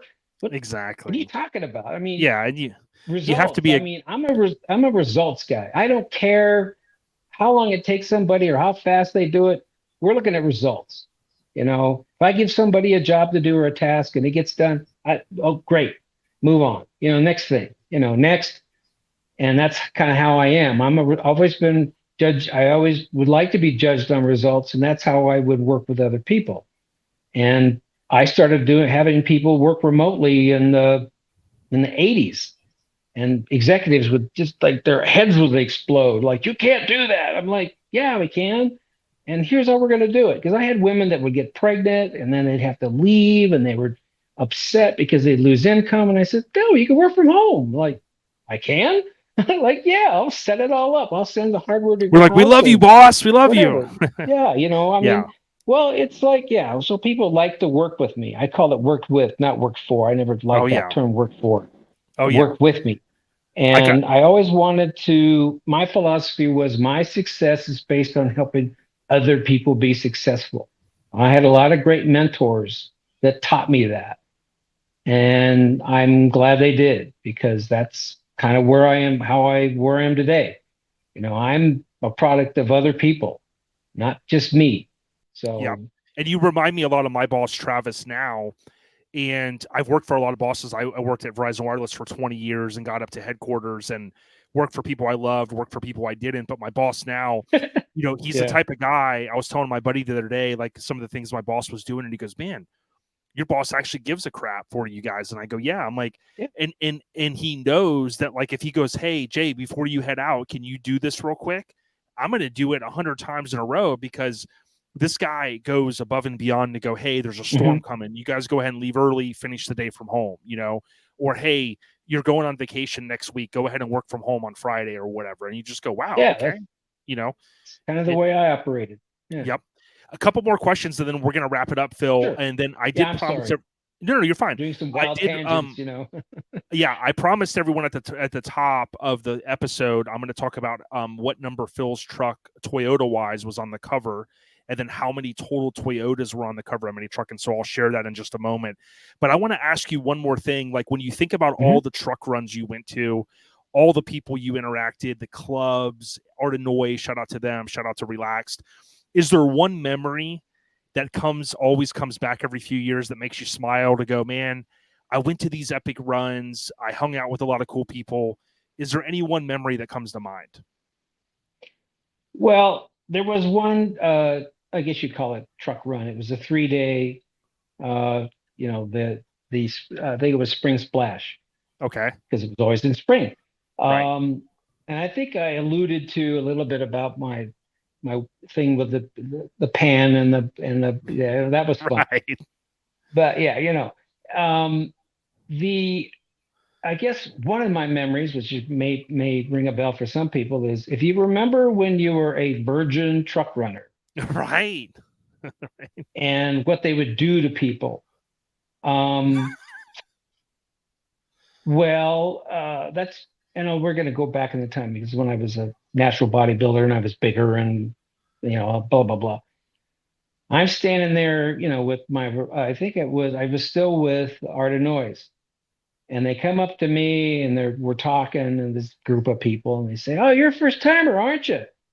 And I said, "Yeah, you try to come to me with that paper and I'm going to bean you with it and take that beer can and shove it down your throat." And they went, "Okay, see you later." And then, I'd walk along, and all of a sudden I see this young guy, shrink wrap to a tree, and he's like, yeah. You're like, "I beat it." And, yeah. And no hazing here.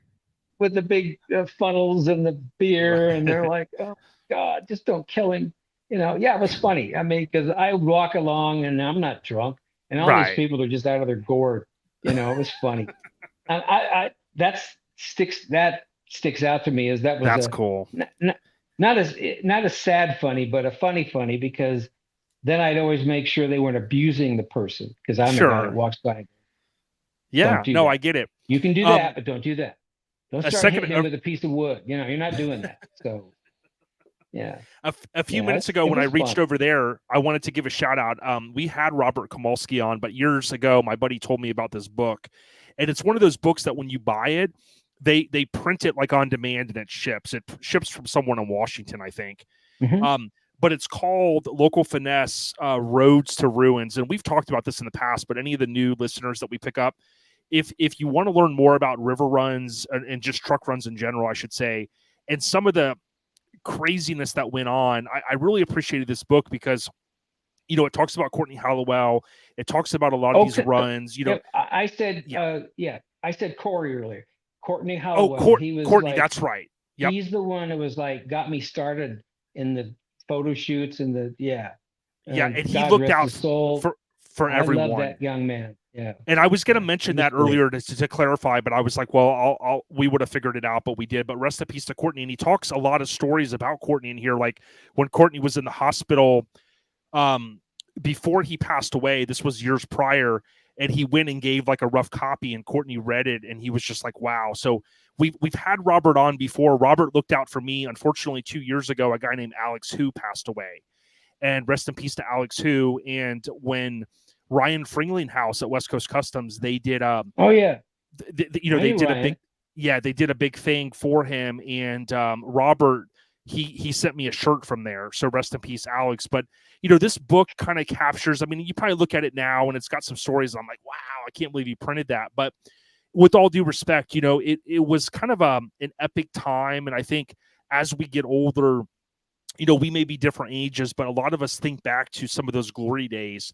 And the one thing I learned about you, Phil, even before we started recording, was that, you've done so many things. You were in the fitness. I mean, you've been into sports, you've had sports injuries, and I think a lot of that stuff and some of the clean living that you mentioned, that gets you to me, I hope to be, when I'm 72, I hope to be as agile as you and someone that goes, hey man, I want to hang with the guys.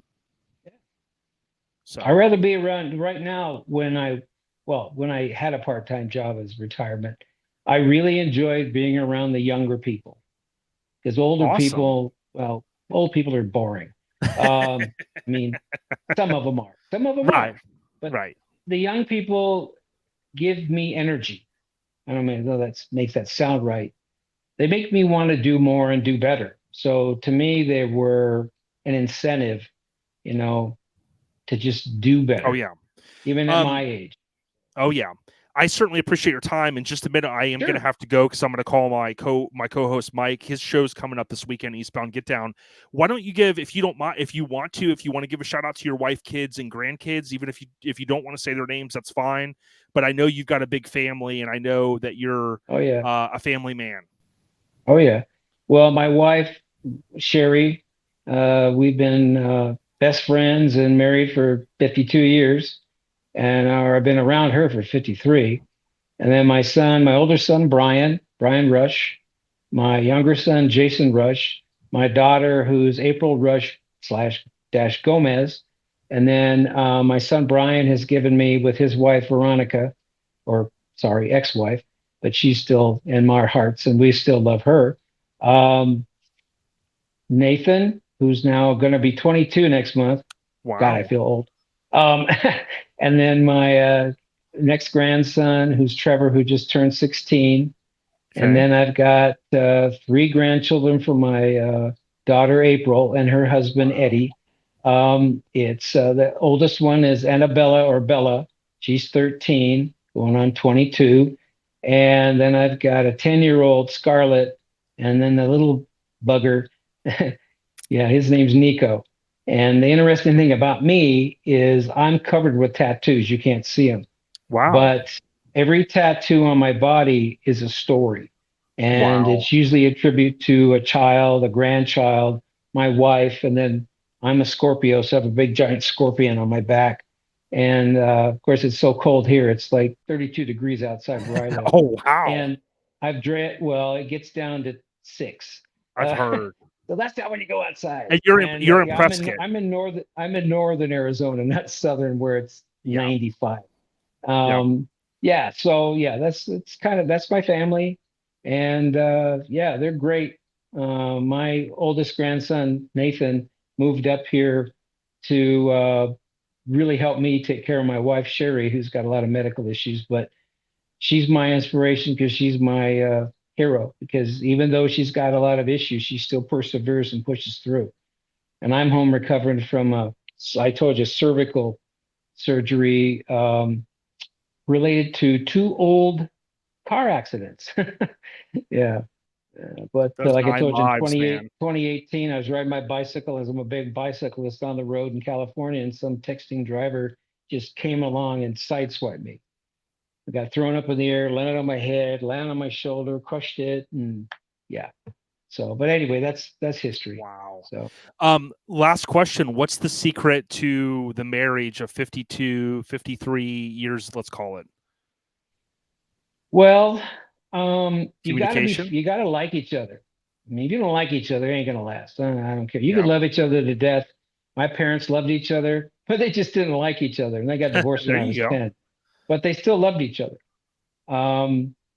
But yeah, I mean, we like each other. I mean, my wife and I like to tell other people we're each other's best friend. I can say anything to her. She can say anything to me. I mean, we can have an argument, and 5 minutes later, it's like, you're good. It's in the rear view. It's like, we don't go back and go, well, you remember back 5 years ago? No, I don't. I remember 1977 when you said we don't do you. that crap. I mean, if we talk about back like in 78 or whatever, it's a fond memory, not a crappy one. Right. You know, so Well, good yeah. for you guys. That's We don't awesome. dwell on the negative. Let's put it that way. We don't dwell on the negative. We focus on the positive. That's what my dad So. used to always say. I love it. Amen to that. Look, I do got to let you go, but I want to let everyone know again. That's I said fine. this at the beginning. Been fun. Phil's truck was the 18th Toyota on the cover of Mini Truckin magazine. Okay, but how many were total? Total 78. And get this, nobody knows this. Nobody's ever figured this out. Not that I know, or as far as I know. But yes, 78 was even more than the S10. So Toyota has the crown for the most covers. That includes, I've always told people, if it's a group photo and there's like 3 main vehicles, it's like, okay, 1, 2, 3, what were the 3? And they get tallied as well. So, I love this stuff. I don't know why when I was younger, Phil, I wasn't a math guy, but as I've gotten older, I love that we can dissect things and we can keep this history alive. I'm also on the Mini Truck Hall of Fame committee. I'm going to be talking to Radar soon. He put out the video, the movie, The West Coast Influence. And what I really want to do is I want to make sure going forward we get the right people in.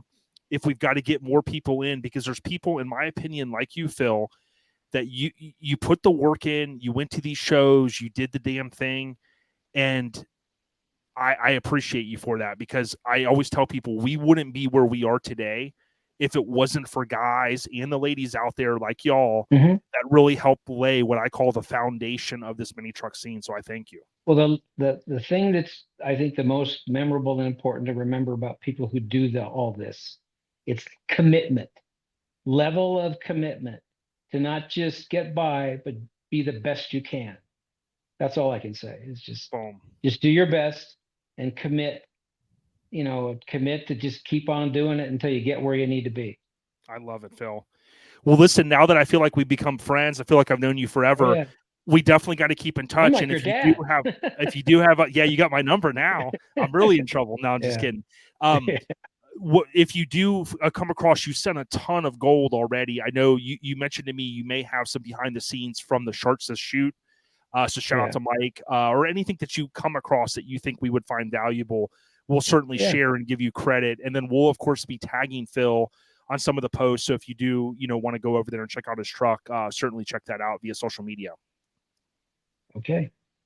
Thank I'll you, also Phil. send you that story I told you about the Iraqi war veteran we built that van for. Yes, and that was, hold on really quick. Don't say it. I took a note. It was Gerald Hancock. Yes. And I'm going to look him up. Gerald Hancock. So there's it's easy to find him. Just Google him, and he's all over the place. Yep. I thank you for what you've done. If we would have had more time, we could have went down some more of the bunny trails. We'd love to get you back. But Happy New Year! I wish your wife all the best, and to all your kids and grandkids.